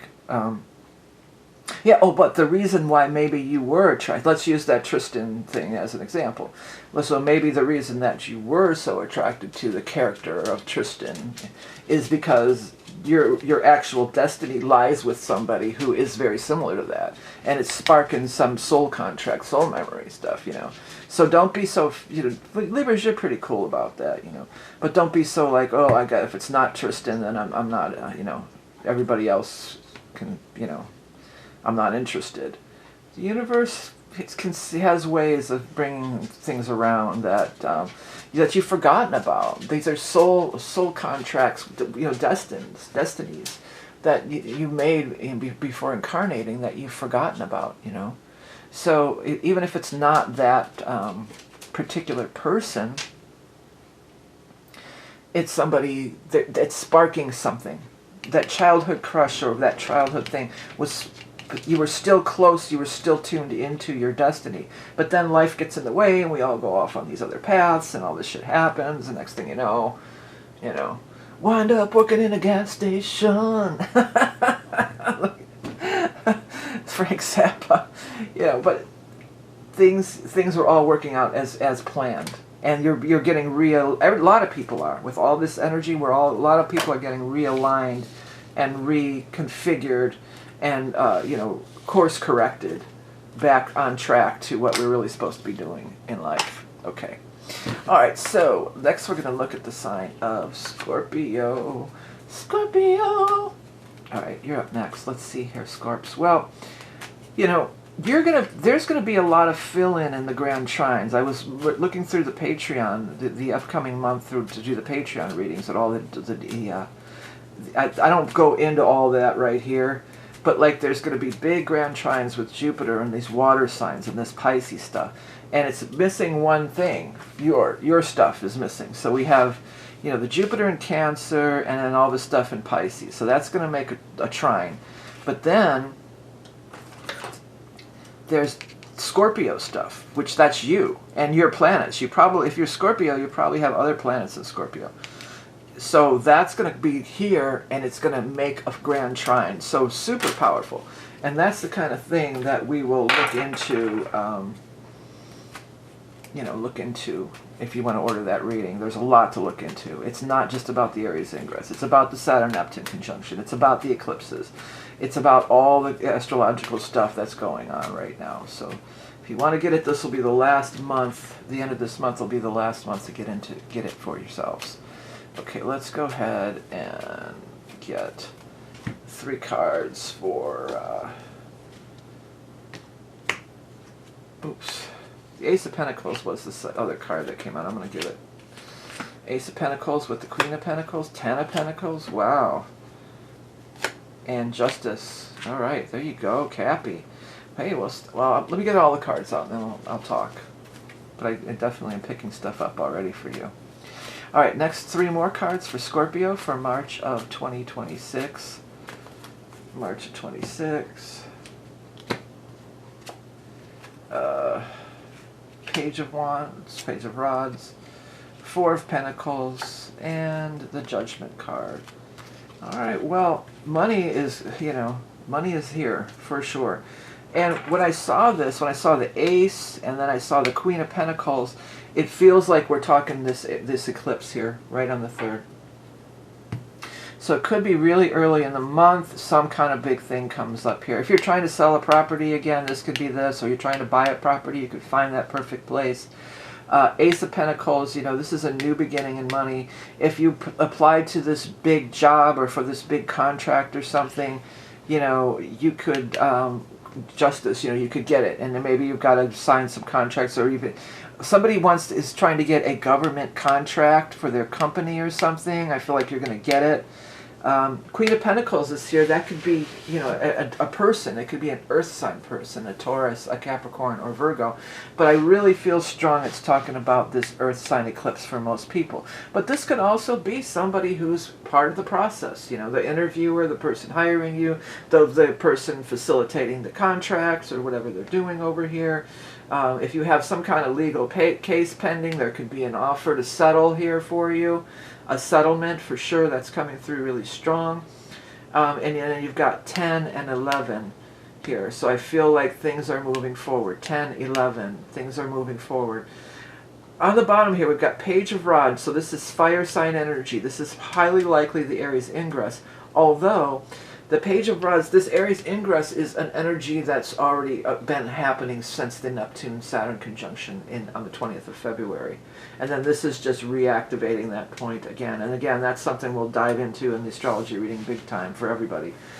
It might be around the 20th. Or maybe you get the news on the eclipse, yeah, that the deal's going down, and then you finally, you know, it's finished. You've got the money in your hands, and, you know, you can be free and move on with your life from here on out. You don't have to look for a job anymore. You don't have to look for a buyer for your house. You don't have to keep looking for the house you want to buy, or whatever you've been doing. You don't have to do that anymore. You know, you can just get on with your life finally, and that's like it's a breath of fresh air.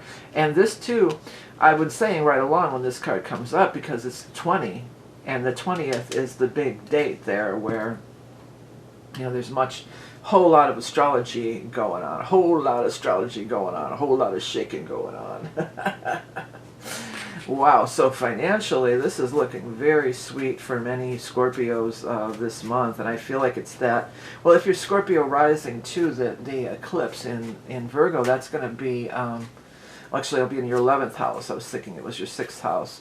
But 11th house is money from the career, hopes, wishes, and dreams, that kind of stuff too. So, you know, it could be, but it's looking like a lot of financial gains for you is possible. It feels like the end of a long process with this Judgment card. It really does. It feels like finally, I've been trying to sell this house or looking to buy a house, or trying to sell my car or buy a car or a boat, or, you know, whatever I've been trying to do. I've been trying to get into this company or find a new job, you know. Finally, you know, it's the end of this whole cycle there for, you know, for Scorpios. Okay, let me get your animal totem. For the Jupiter going direct is going to be nice for you too. It's in that water sign of Cancer. That's going to get a lot of flow going for you. Yeah, like I said, that Grand Trine stuff, it's going to really be ticking up. And that's something we'll look at in the chart, you know, because maybe you have Scorpio Sun, yeah, but maybe you have other. If you're Scorpio Sun, you probably have Mercury, maybe Venus. You know, there's other planetary placements that are going to be taken into account. You know, it's personalized just for you. Okay, so let's get the animal totem. The swan, that's transformation. Yeah, again, where you were, maybe the story, I always think of the story of the ugly duckling, right? The ugly duckling, it's like, it reminds me of that little monkey that everybody's been looking at on social media. He's dragging around his stuffed animal. And the other monkeys that were being mean to him, and, you know, not because he didn't really fit in, and it's like, what are you doing with that stuffed animal, weirdo? You know, kind of beating him up and stuff, roughing him up a little. But that's the story of the ugly duckling. It was struggle. The other ducklings didn't like the ugly duckling. They said, you're not one of us, you know. This is a struggle. This is a struggle. And then it blooms into, you know, it blooms into the beautiful swan, because it was never a duckling at all. And that could be, too, if any of you have been in some job that you hate, and you've been struggling and struggling, and you just don't fit in. And then all of a sudden, you get this big opportunity, and it's like, oh, now this is the pond I want to swim in, okay? This is where I want to be. I don't want to be in the duck pond anymore, you know. Let's see here. Graceful beauty, loyal partner and friend. Recognizing the divine within us all. Transformation. Emergence of the true being. Loving yourself at all phases in life. Yeah, don't beat yourself up. You know, if you don't fit in, sometimes you just don't fit in. And that's not you know, a bad thing, because that's our own kind of radar, our own little vibe, you know, radar or sonar energy that we have. That's the way of guiding. If you feel uncomfortable or that you don't fit in, it's because it's probably not for you, and that you need to, you know, branch out or spread your wings, and, you know, embrace. Don't make yourself small to fit in other words, too. That's another thing. Okay, let's go ahead and get the Holy HAMSA card, which is my indie deck that I hand drew. No AI, no clip art. Took me a year of my life to create this deck, so if you want to work with it, you can find out about how to do that. Let's get your card here. It's pets. Okay. Take a look at, if you can, on your device, if you can zoom in and you want to look at some of the background words, then do take a look at it. It's clearly visible if you're working with the deck. It's card number 32, and it's pets. Critters, familiar, fur babies, unconditional love, loyal and true. Our animal companions can be tremendous comfort on our earth walk. Their capacity for unconditional love and support is unmatched by any in human form. For that reason and many others, they may be our greatest teachers as well as friends. Indigenous people from all around the world look to the animal kingdom for signs, omens, and messages. Many times our pets are in tune with the subtle energies beyond what can be sensed from a human perspective. Take time to appreciate all the creatures of the animal kingdom, whether domesticated or living in the wild. They have much to teach us. Yeah. So, you know, maybe you're going to even move. Maybe you couldn't have a pet where you live, and you're going to move and be able to get a pet. Or sometimes those pets just show up. I've had that happen. I've had that happen a lot of times. They just show up. The one time, the one cat I had, he just jumped in the car with me. So, like, I was my parents' bar, like say this is my parents' bar, and I was walking to the store, kind of catty corner across the street, and this cat's like, you know, under my legs the whole way there, this kitten, and I'm just like, no, I already had, we had, I don't know, 2 or 3 cats already. I already had not too many, and a couple dogs. We had too many pets. And then I go in the store, I come out, and she's back again. And all the way back, she follows me all the way back to the bar parking lot. And then I get in the car, and she jumped in the car on my seat. And I was like, okay, I guess you're coming home with me. You know? So I've had that happen on more than one occasion, where these pets just show up, and next thing you know, it's okay, I guess you're part of the family now. All right, let's get your lots of love. Let's see here, it says drama. Yeah, I feel like this is telling you that the drama is over. I feel like there has been a lot of frustration and drama leading up to this. Like I was saying about the ugly duckling, a lot of friction, you know. And now it's just like, you know what, I'm in my own pond. Or maybe you had bad neighbors like I do too. I have a couple of bad neighbors, you know. And, you know, it's every day it's some drama bullshit. They're trying to, you know, I'm not interested in any of it. I'm not participating in any of it. And I want to move too. So maybe you get to move to a place where people don't act like that, you know. All right, let's see here. Next. It says unlikely. Well, yeah, I guess it's a vibratory thing too, but I think it's certainly more prevalent in certain parts of certain kinds of neighborhoods and certainly less prevalent in other kinds of neighborhoods. Okay, maybe there's just different kinds of drama, you know. All right, let's see here. Last but not least, we have a bird in the hand is worth two in the bush. Didn't we already have that card? Oh, I swear we had that one already. Let's see here. Here's the ones I've already picked. Maybe when all those were falling out, they got mixed up. So you're this 8th sign, right? 1, 2, 3, 4, 5, 6, 7. Yeah, it's all there. Well, I don't know why I thought I had that card already. Or that lot, actually. Well, a bird in the hand is worth two in the bush. It's like, take the offer. You know, don't keep waiting on some maybe thing down the road. It feels like you've waited long enough, you know. If it's a solid offer, it's a solid job offer, a solid offer on the house you're selling, or whatever it is, a solid settlement of the case that you're involved in, just freaking take it. It's worth it to get out of whatever this is. It's worth it that you can move on and have peace in your life and glide on your pond peacefully without all the, you know, the minutia and all the crazy shit that goes on in certain places, you know. All right. Well, thanks, Scorpio, for tuning in. Don't forget about that reading, because it's really a big one this year. I mean, I do that reading every year, but this year I'm including the eclipses. I'm including everything because there's just so much. I can't just not talk about the other stuff. So check it out if you're interested. This will be the last month to get in on that. And next we're going to move on to the sign of Sagittarius. I'm going to get a quick sip of water before we begin. Sagittarius, you such a crazy pants. One time I forgot to sing the song a couple readings ago, and somebody commented, and they go, "Oh, you didn't sing the song. What Sagittarius, you're such a crazy ass." And in my version, it's crazy pants, but I guess crazy ass would work too. Whatever floats your boat, whatever turns you on. All right, so let's get our first 3 cards for our Sag friends. I mean, this eclipses, all this stuff. Eclipses is squaring your stuff. The Aries ingress is trining your stuff. It's all for everybody. Oh, look at all this spiritual connections you've got going on here. Wow. Wow, this is major higher force spirituality happening. It's Page of Cups, the Star, and Ace of Cups. Oh, I'm just grabbing the wrong deck again. Okay, here we go. 3 more cards for Sagittarius for the month of March of 2026. Sagittarius, Sun, Rising, Moon. Here we go. 1, 2, 3. 9 of Wands.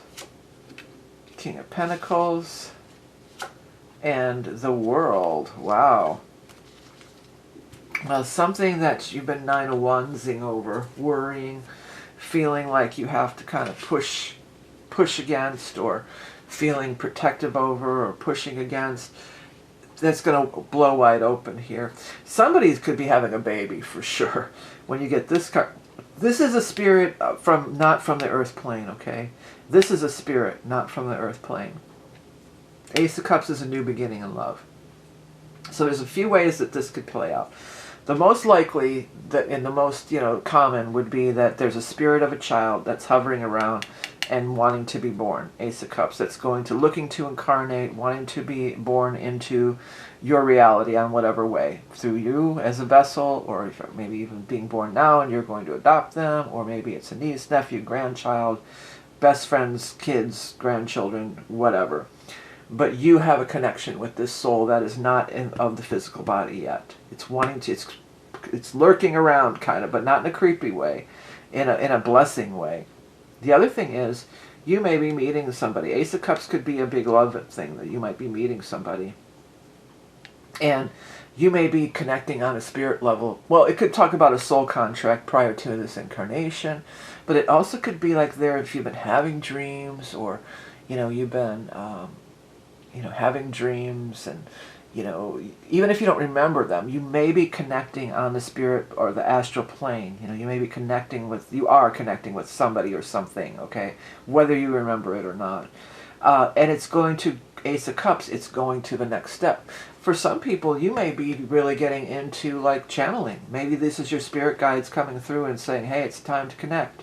This is our soul contract. We said that we would meet, you know, at this time in your life, that there would be this this soul connection thing happening, and you know, this is it. This is the time, and it's time to connect and begin this new path that is based in love, but also has a very strong spiritual connection. So what you've been putting off or pushing away, or maybe you've been psychic your whole life and you've been afraid of it. A lot of people are. You know, there's been times, I'm pretty open for, but just, I think I am. I shouldn't say that, because then the minute you say that, they're going to really throw some shit at you, you know. Yeah, one friend, Judith, she passed away, but we used to joke all the time. It's like, yeah, we're these big psychics or whatever, but if we actually see a ghost in front of us, we shit our pants, you know. It's like, scares the shit out of us.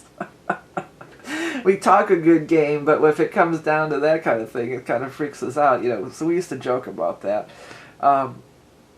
You know, and that's what a lot of things, if you're into the whole ET thing, a lot of times they say that the ETs are saying, you know, you can't handle it. You're just not ready. You know, we can come through this way, through channeling and other ways, but to see us in the flesh would just, you know, it would just blow your mind too much. It would just scare you. You know, your human animal would just be too freaked out and unable to process or handle it. Or what comes to mind too is when the pilgrims or whoever came to the shores of America, the Native Americans couldn't see the ships because it was just so outside of the realm of anything that they had, could even conceive of, you know.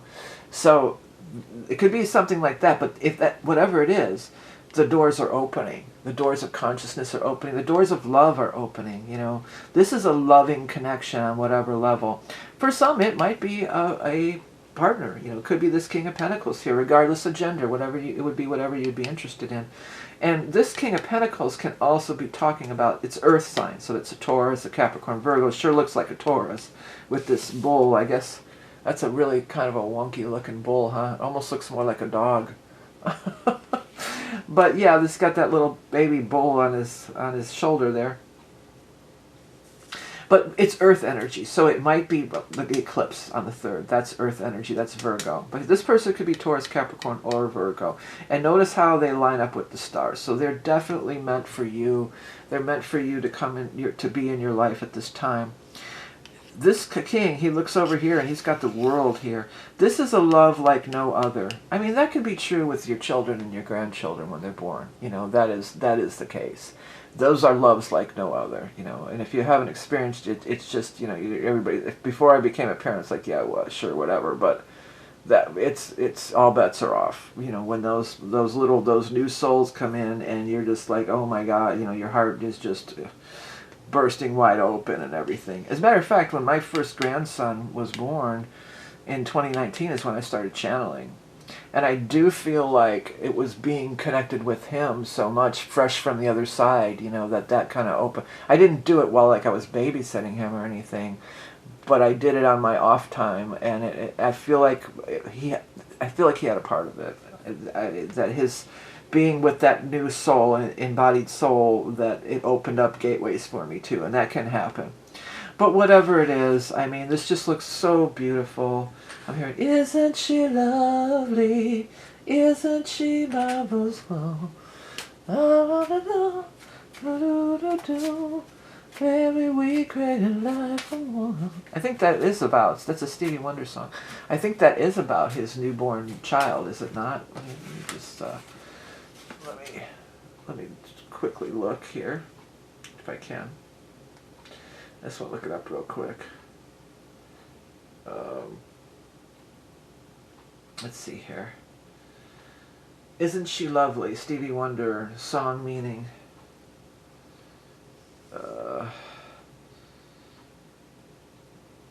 Isn't she lovely? Yeah, it's a joyful celebration of his birth of his daughter. Yeah, I thought so. I just got chills on that when I said that. Yeah, so it is like that. And for many that could be the case, but you know, not for everybody. It's going to be different for everybody. If it is expecting a child, or somebody becoming pregnant, they might become pregnant on the full moon eclipse, or they could be born as an earth sign when they incarnate. So they might be born in Taurus time, which would be April, May. They might be born in Virgo time, which would be late August, September. Or they might be born in Capricorn time, which is right after you, December, January. So it could be, well, if they're getting pregnant now, they're probably going to be more of a Capricorn. But that's, again, it's going to be different for everybody. Okay, let me go ahead and get your animal totem for Sagittarius, the lion, Leo lion energy. Well, you know what's going to be happening as far as Leo this year. It's not this month, but this year, Jupiter, the planet, just has gone direct in the sign of Cancer, but it's going to move into Leo at the end of June. So it could be something that's starting now, and it's going to come to fruition in the time of Leo here. Okay. Majestic, generous, fierce, and proud, courageous king of the beast, sublime leadership spoils, that's funny I said that, inspires loyalty. Delegate authority, then bask in the sun. Yeah. It's a highly spiritual time. That's what it really looks like for me. And the other thing about the lion and the Leo energy is proud. You know, you're going to be very proud of this person and this situation. Maybe even if it's your new lover, you're very proud of them. But if it's somebody in your family, you know, you have a lot of pride and admiration for them. Here, this flew out. Gems. Card number 12, gems. Wasn't there a... I believe when my kids were little, there was Gem. It was kind of like a Josie and the Pussycats. Wasn't there a cartoon, Gems? I think there was. I'm going to look it up real quick. Gem cartoon, girls. Oh yeah, it was spelled with a J, though. Gem, yeah. Gem and the Holograms, yeah. It was. They were, yeah. It ran from 85 to 88, exactly. So they were a band, like Josie and the. I said like Josie and the Pussycats. So maybe there's some callback to that for somebody out there. That's never popped into my head when I've seen this card before. But yeah, if you were a kid back then, or if your kids were little like mine and you remember that show, maybe it's something like that. But this is just, well, take a look at it. By the way, this is my hand-drawn deck, no AI, no clip art. I hand-drew this entire 50-card deck. It took me a year. I wrote all the definitions. It's an indie deck. So if you collect indie decks or want to work with it, you can check it out through my website or the link below. This is the Holy HAMSA. I drew this too. This is my... I have several decks that I've created, but let's read up on the gems. Well, first of all, before I read up on it, let's just look at it. What color stands out to you? And whatever color stands out to you, that could be a clue. That could be a clue of... What I was going to say is that could be the clue of the color of the gem that you want to work with. You know, so for instance, blue, it could be sapphire, it could be turquoise, you know, etc. Yellow could be topaz. You know, you could look it up and find more things. But secondly, oh, what was the second thing that came through? Don't lose it. Come on, come back here. Come back here. The color that you want to work with. Oh, dang it. I lost it. Maybe it'll come back. Okay, jewels, sparkle, dazzle. Sparkling with light.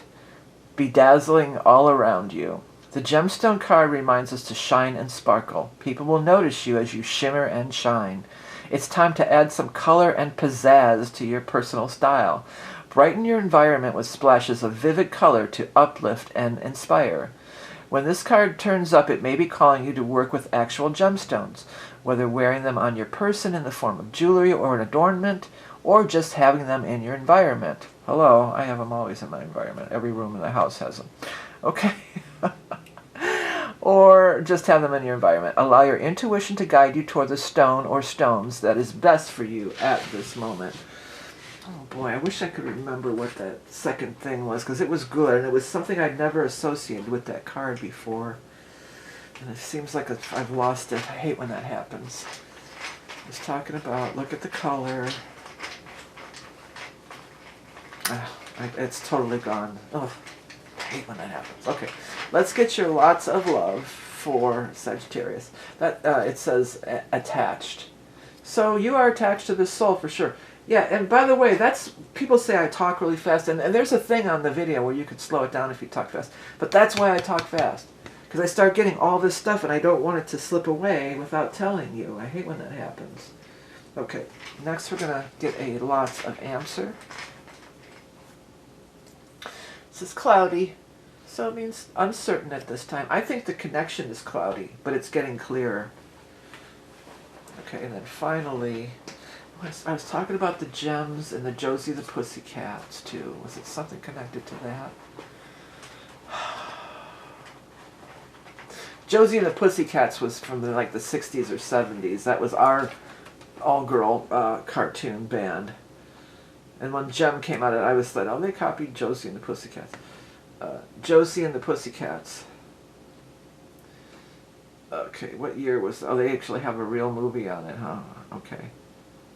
No, it was a movie in 2001. I must have missed that. But let's see, what TV show. TV show, year. Yeah, it was in 1970 to 71. Yeah, that was the year of it, so I was close. And then the gem things was in the 80s, but I was talking about that. I don't think I'm going to get it. Okay, last but not least, the lots of answers. Proverbs, I mean. If you can dream it, you can do it. Well, you know, that's another thing. No matter what is going on here, of any of the mentioned scenarios that I mentioned, you've got an open channel going on here. You've got communication through you and your spirit guides is wide open right now, okay? And so if you can dream it, you can do it, meaning you can co-create it with your spirit guides and higher angels and so on. You know, you can create it, you can visualize it, you can, you know, the channel is open, okay? The channeling is open. And you don't have to become a channeler if you're not comfortable with that, but you could still be working with your, or maybe you're going to find some spiritual pursuit, like take up yoga or something else that, you know, really opens you up and really brings you a lot of peace and everything. Okay, well, thanks for ordering the reading. Oh, you didn't order this reading. What am I talking about? Well, I hope you will. I hope you will. Thank you in advance for ordering the reading if you're going to. Yeah, it's a good one this year. It's packed full of all kinds of information. It's not by only the Aries ingress at all. We'll look at the eclipses. We'll look at all the zero Saturn Aries thing and all that stuff, and Jupiter's movements. Anything astrological will be looked at and talked about as it relates to your chart, okay? Check it out. Only through my website. The icon looks like that. You can see that same image on my website, okay? All right, I'm going to get a sip of water because next we're going to move on to the sign of Capricorn. Oh, my voice is starting to go. All right, let me get my cough drop then. I'm sorry if it bothers you, but I'm going to need it. Okay, Caps. Well, you know, you, again, are one of the ingress people. You're one of the cardinal signs. And we have Capricorn and Cancer. And we have Libra and Aries, okay? So these are the 4 cardinal signs, and this is when the sun crosses this point, which is happening this month on the Aries ingress. That's when we move into a new season. So it's a new season for everybody, but you're really getting it because of the square. You're part of it. It's a square to your sign, and squares definitely make things happen. Jupiter's going direct in your opposite sign, so relationships with others is going to be favored and smoother and more beneficial for you, perhaps. If you're a Capricorn rising, that's going to be down in your 4th house. You know, I keep forgetting to mention, I did some other videos. I did a video on the eclipse itself for all signs, and I did a video on the Saturn-Neptune conjunction for all signs. But it's just really not the same as getting the actual Aries ingress, because there we really dive in and look at all your planets and all your stuff. It's much more involved and in-depth. But let's get 3 cards for Capricorn for March of 2026. Capricorn, Sun, Rising, Moon. Justice, 7 of Cups, and Page of Swords. Next we're going to shuffle the Aquarian Tarot. We're going to pull some cards from there. Move this stuff out of the way, out of the view of the camera. Yeah, when I pull lots and oracle cards, I don't put them back in the deck. The tarot always goes back, but I try to get it so I give a different one for everybody. I don't want to keep pulling the same one all the time. So I pile them up on the side until later. All right, 3 cards for Capricorn, Sun, Rising, Moon for March of 2026. What's in store? 7 of Pentacles, Knight of Cups, and 4 of Pentacles. So, you know, some money stuff is going on. Maybe some of you have to pay a tax bill or pay something. It's like you're gathering up your funds here and you're trying to, you know, figure things out. Or if you pay your taxes quarterly, maybe you're trying to, you know, get the first quarter stuff all taken care of and everything. But justice is here. So there's going to be some legal things that I feel that could really benefit you.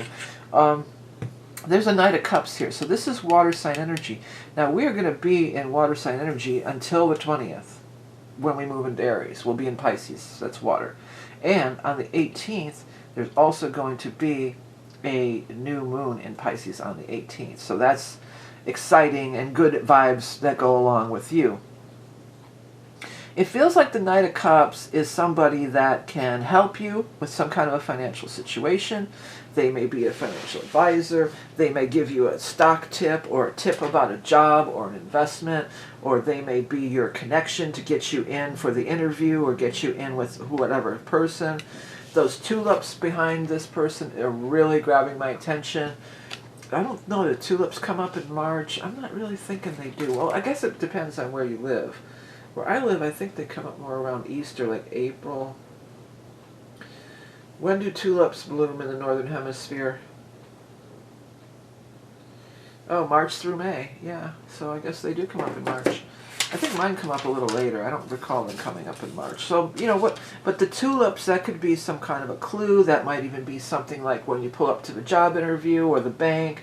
Maybe they have, you know, a splay of tulips poking out over in their landscaping, or maybe there's tulip on an emblem, on a logo, or something like that. But that is really, or maybe even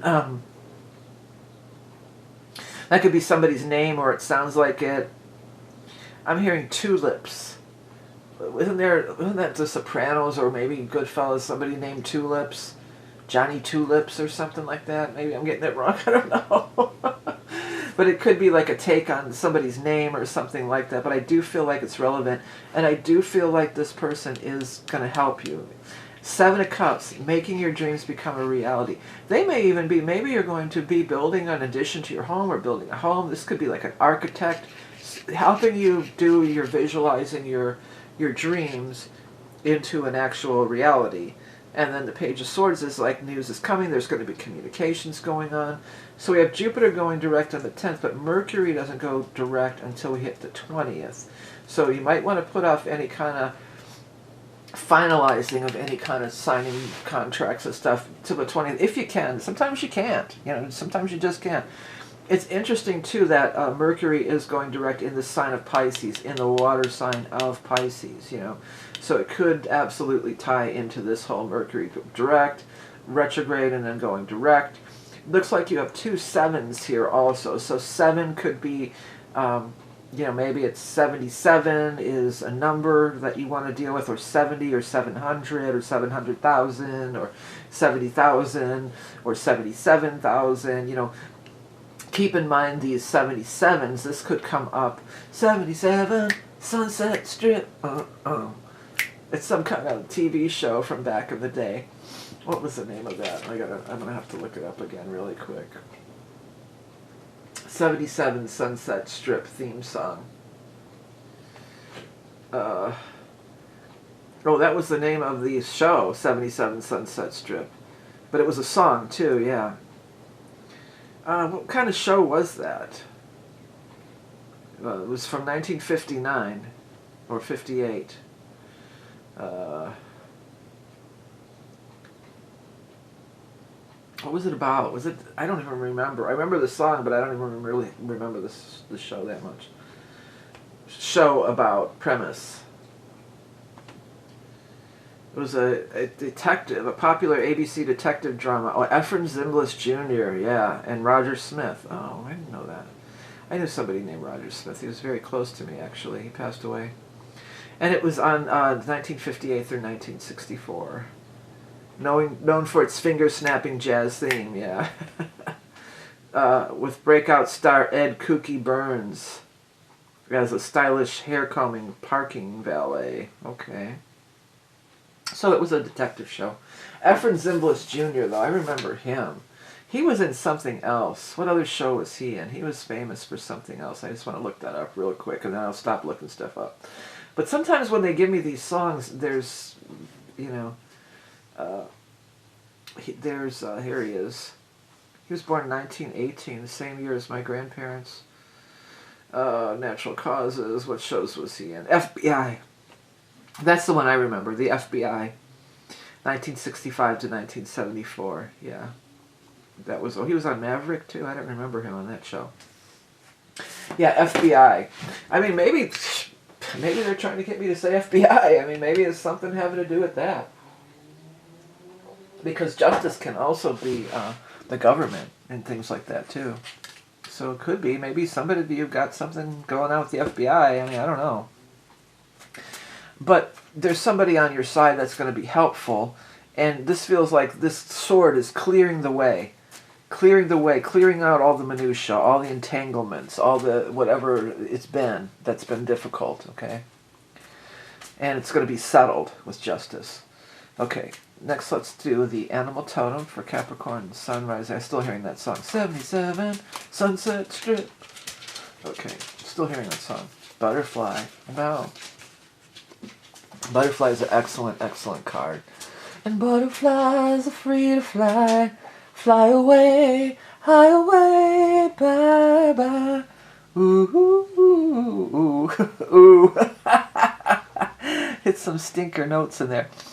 Butterfly is about spreading your wings and opening up. That's from Elton John's Someone Saved My Life Tonight. No longer of the earth, you take flight to soar with the angels. Release the burden and embrace the metamorphosis. Dance in joyous recognition of the ever-evolving now. Yeah, it's really a card of spreading your wings. And that's what I was getting here. And some decks will have butterflies on these air sign energy cards, too. I don't think this one does. But the one, when I was doing that deck, I never completed it. It was real people with collage and stuff. But I had my Knight of Swords, one of my brother's buddies, was the Knight of Swords or King of Swords, I don't know. But I put butterflies in the background too. He was posed just like this too, holding the sword like this, and I put butterflies on. I don't know if I could find that. I probably can't.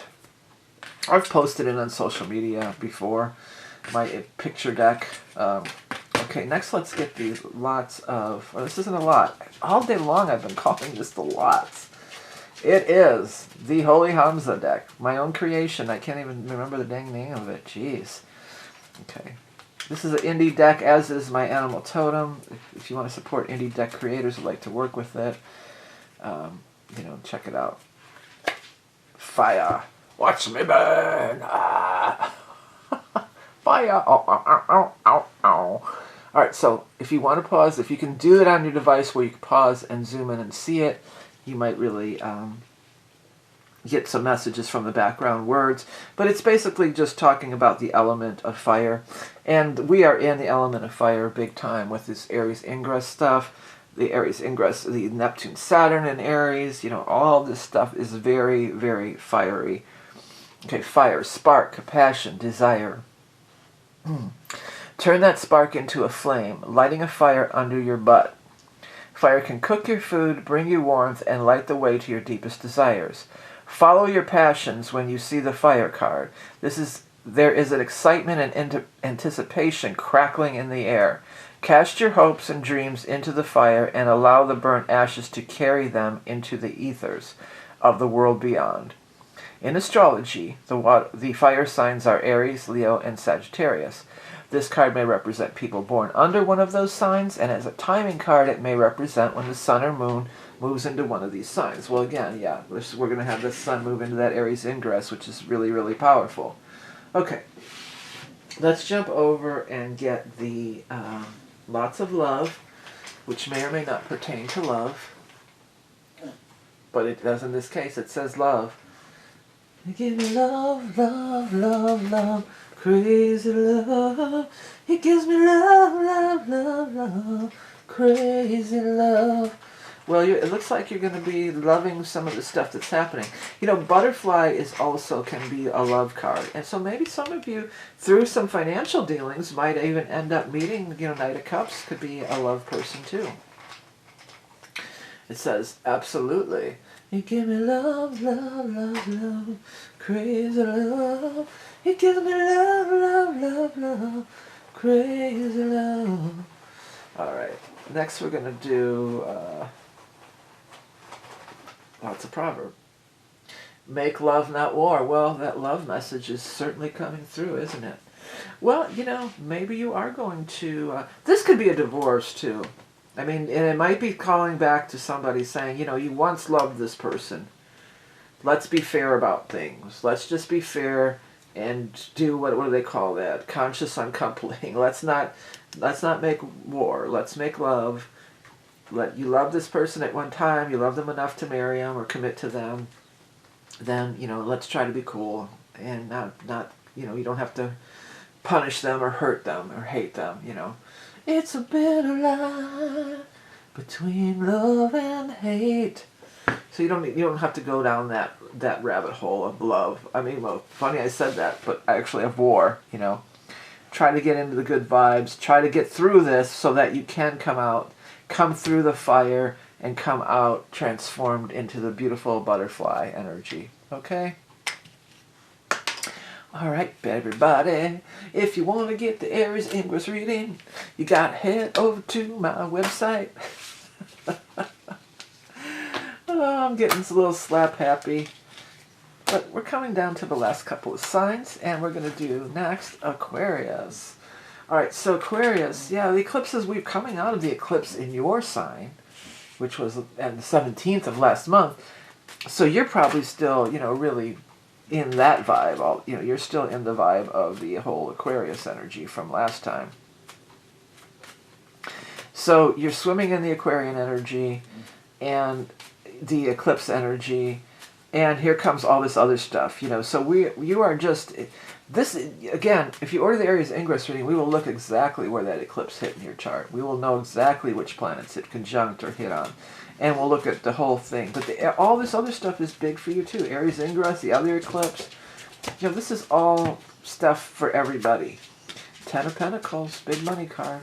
The Moon, that could be... Hi, buddy. Rocky Rocco. Rocco's coming over to say hello. Hello, buddy. Hello, everybody. Okay, I'm doing the reading. I'm doing the reading. You know you gotta go down while I'm doing the reading. Go lay down, fuzzy. Fuzzy face. Go lay down. No, I'm doing the readings. Okay, 3 more cards for Aquarius. Aquarius, Aquarius, Aquarius, Aquarius. Here we go. Aquarius, Aquarius. 2 of Swords, making that big decision. 6 of Pentacles, investments, getting paid, and 8 of Wands. Things are moving quickly.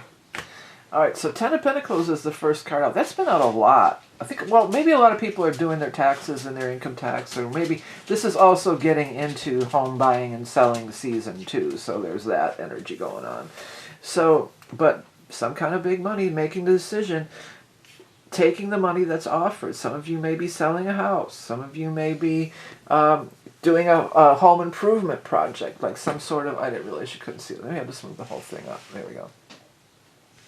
Like some kind of home improvement project or home equity loan or, you know, something like that. And you're going to do some improvements on your home or invest it in a business or something like that. Or getting a business loan or something like that. Maybe some sort of an inheritance for some. Now the moon energy is here. It could totally be talking about that full moon, eclipse that's coming up. But with the Page of Swords here, that's a representation of you. That's the air sign person. So it could be you, the Aquarius, but it could also be a Gemini or Libra air sign person. And this moon energy, this feels very strongly something that started back then on around that full moon eclipse or new moon eclipse that was in your sign on the 17th of February. And even this card is number 18. So that was 17. I mean, that's pretty close there. Whatever turned up then, you're still in the process of it. You'll be in the process of it for the next 6 months, okay? And it feels like there's some continuations on that. Yes, there's some big decisions that have to be made. Don't go into it blindfolded. Make sure you get all the knowledge and the facts and do your research and talk to the people and talk to who you need to talk to. For some of you, you may not want to go all in. Maybe you want to, maybe you have this big chunk of cash and you're going to do something with it. But then also here you want to maybe take, this feels very strong for some, like taking out a loan or getting some kind of other financial input from somewhere else, or so maybe taking out a loan or something like that. So maybe you're going to pay off, maybe you've got enough money to pay off your house and put a roof on it or whatever you're wanting to do. But maybe you're going to say like, well, I'm just going to pay off the house and then I'm going to take out another home equity loan to do the roof or something like that. Like you don't want to cut yourself short, basically. Even though it looks like you've got a nice chunk of cash to work with here, you don't want to cut yourself short. 8 of Wands, things are moving quickly. If you put something on the market, it could sell like quickly. It might sell like in 6 days or something like that. I mean, really, really quickly. 2 days or 6 days. It feels like anything that you're doing with money and finance is just going to go bam, bam, boom. Just happen really, really quickly. So things are moving. Jupiter's direct. Mercury's going to go direct. A lot of things are going to be moving for a lot of people. But I think also it's the impact of that eclipse again in your sign last month. It's still resonating. It's still, it's still affecting you. I did do a whole video on that eclipse if you want to dive into that, but honestly, getting the real reading here from me is going to be the better thing to do. Get the Aries eclipse, Aries ingress reading, which covers the eclipses and covers all the stuff. This is getting my table, it's getting a little screwy here. I don't like that. And of course that's over here. You can only find it. This is what it looks like, but you can only find it through my website, vickieverlie.com. Don't be fooled by imposters. Let's get your animal totem for Aquarius. Ooh, we got 2. I'm going to take them both. Frog and ant. Well, frog is transformation, and it's coming to the final stages. Transforming. It's not a newt, it's not a tadpole, it's the final stages. And then the ant is working really tirelessly and working really hard, but also being part of the community, because the ants all work together. So you've got both of that energy going on.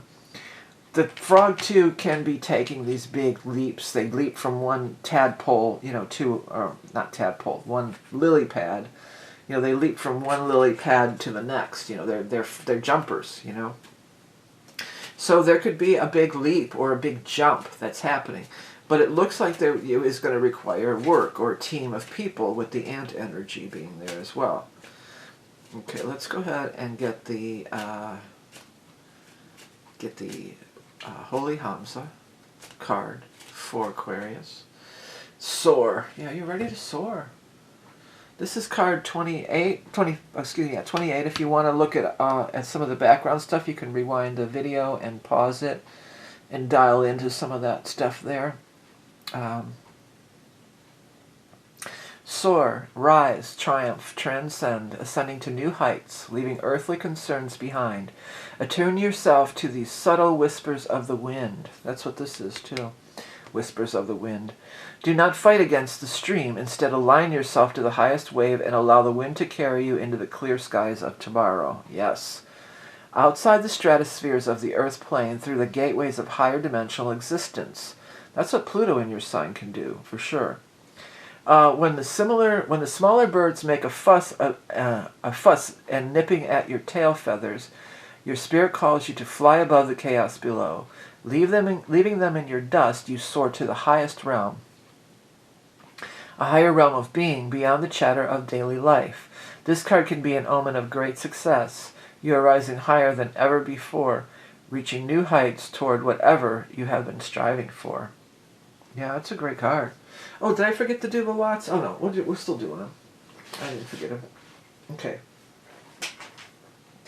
Alright, first we'll do lots of love, which may or may not pertain to love. Let's get that up there. And we have player. Well, you may have been dealing with a player. Maybe that's where a lot of this frustration is, and you're tired of it. you know. Next we have lots of answers, which is likely, so that's a yes. And then finally we have lots of proverbs, and that is once bitten, twice shy. Well, you know, once bitten, twice shy and the player thing, you know, that could be totally coincide together, right? So maybe, you know, you've dealt with some jerk-offs, you know, you've dealt with some players, you've dealt with some swindlers, my guides are saying. So you've dealt with some swindlers, and now, you know, don't let that sour you to the possibilities that are coming around. Because with the eclipse, it's super powerful, and the Pluto in your sign is super powerful. So things are not going to be like before. You don't really have to worry about falling into old traps, unless if you do worry about it, then you're more likely to manifest that. So you don't really want to try not to fall into that, okay? Try not to fall into the trap of worrying about falling into old traps, you know?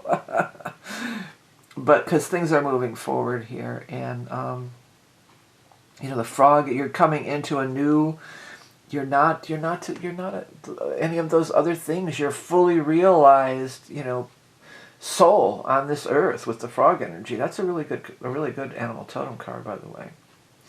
All right, so let's go ahead and take these out because we're going to move on to the next sign. But if you want to get in on that reading, it's only for this month. It's chock full of information. It's not just the Aries ingress. It's all the astrology, all the stuff. It's the eclipse, your eclipse, and this eclipse. It's you know, it's very in depth. There's a lot to talk about. So it's not just the Aries ingress. I just put it under that heading because it's the easiest way to do it. Next, we're going to look at Pisces. Well, Pisces, happy birthday, by the way. I forgot to mention that for Aries. But yeah, happy birthday for all you Pisces. And this could be, I mean, we're coming into starting out with an eclipse in your opposite sign, so that could be intense. I did do a whole video on the eclipse. But if you want to look into it deeper, definitely check out the Aries ingress. It's going to talk about all the stuff, okay? It's going to talk about Saturn and Neptune getting out of your sign. It's going to talk about all, you know, everything. It's going to talk about both of the eclipses, the 0 Aries point, Saturn-Neptune conjunction. It's everything, okay? So the other big news is you're going to have a new moon in your sign. So you are involved in the eclipses this year, and there's going to actually be an eclipse in your sign. The last eclipse in your sign will be August of this year, of 26. But you also are, you know, this is a new moon, but not an eclipse. But it's a new moon in your sign. You get the one new moon, you get the one full moon every year. It is a new beginning, all that good stuff. But the other thing is that, you know, it's a new moon, but it's at 28 degrees, of, you know, almost the very last degree of the zodiac.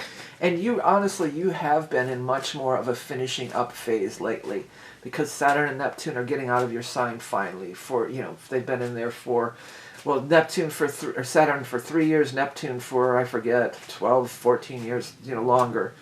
And so it is, you know, you are finishing up this major phase in your life. It's a big ending and a beginning, all around that 18th to 20th. Also, the other thing is Mercury's going direct in your sign, so that you'll feel the impact of that as well. You know, when the Mercury goes retrograde or direct in your own sign, often that's going to be where you really feel it, okay?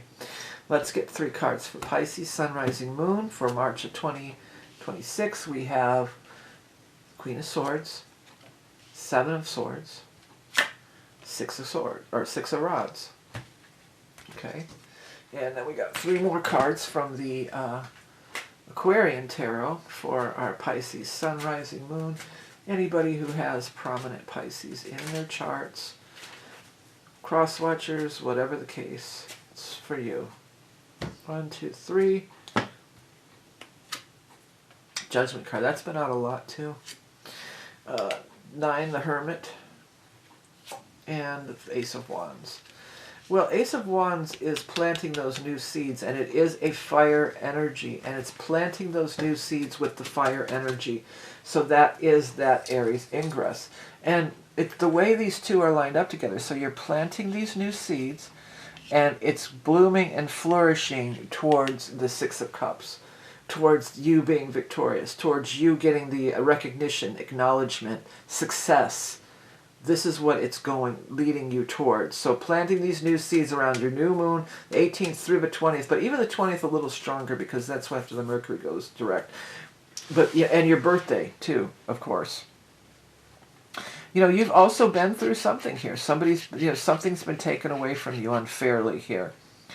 The Hermit is here, and the Hermit is stepping back and, kind of taking it all in. It's communing with your higher self. The Hermit can also be wise counsel.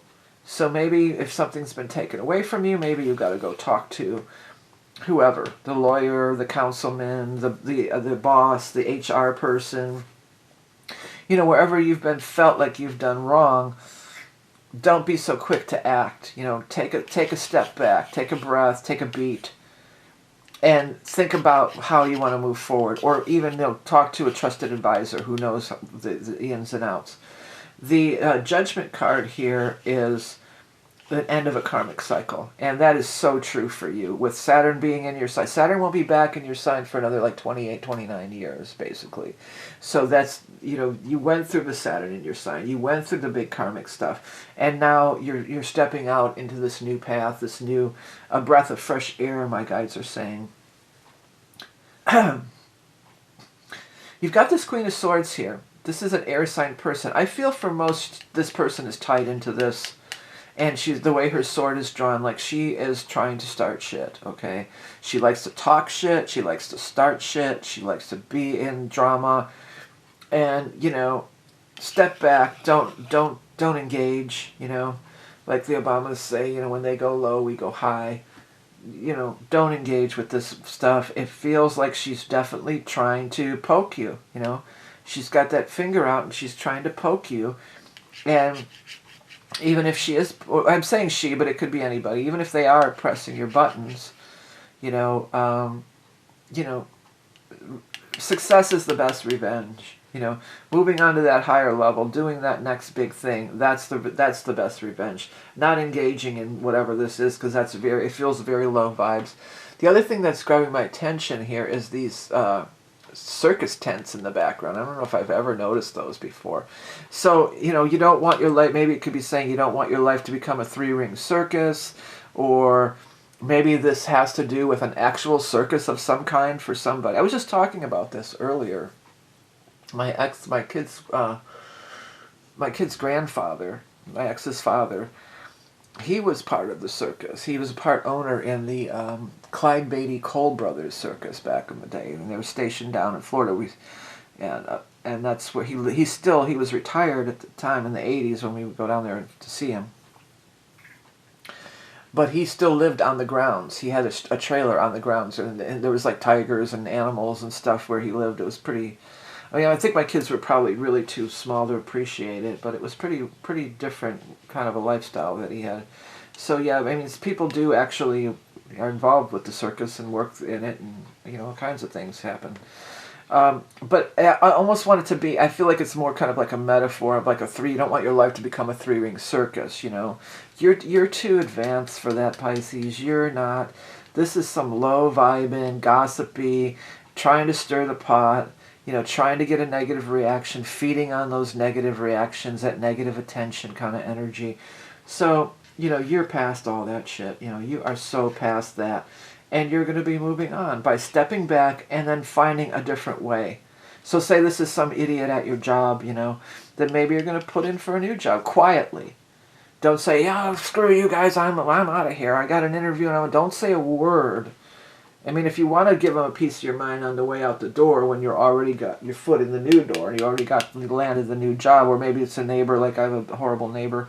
Maybe you want to, you don't want to say anything until you're ready to leave, because you just don't want to engage in any more of this anymore. But there is this new thing that is opening up and is blossoming and is available for you at this time. Okay. Let's go ahead and get your animal totem for Pisces, Sun, Rising, Moon. Anybody who has Pisces in their chart. Dolphin, that's really high vibe and energy.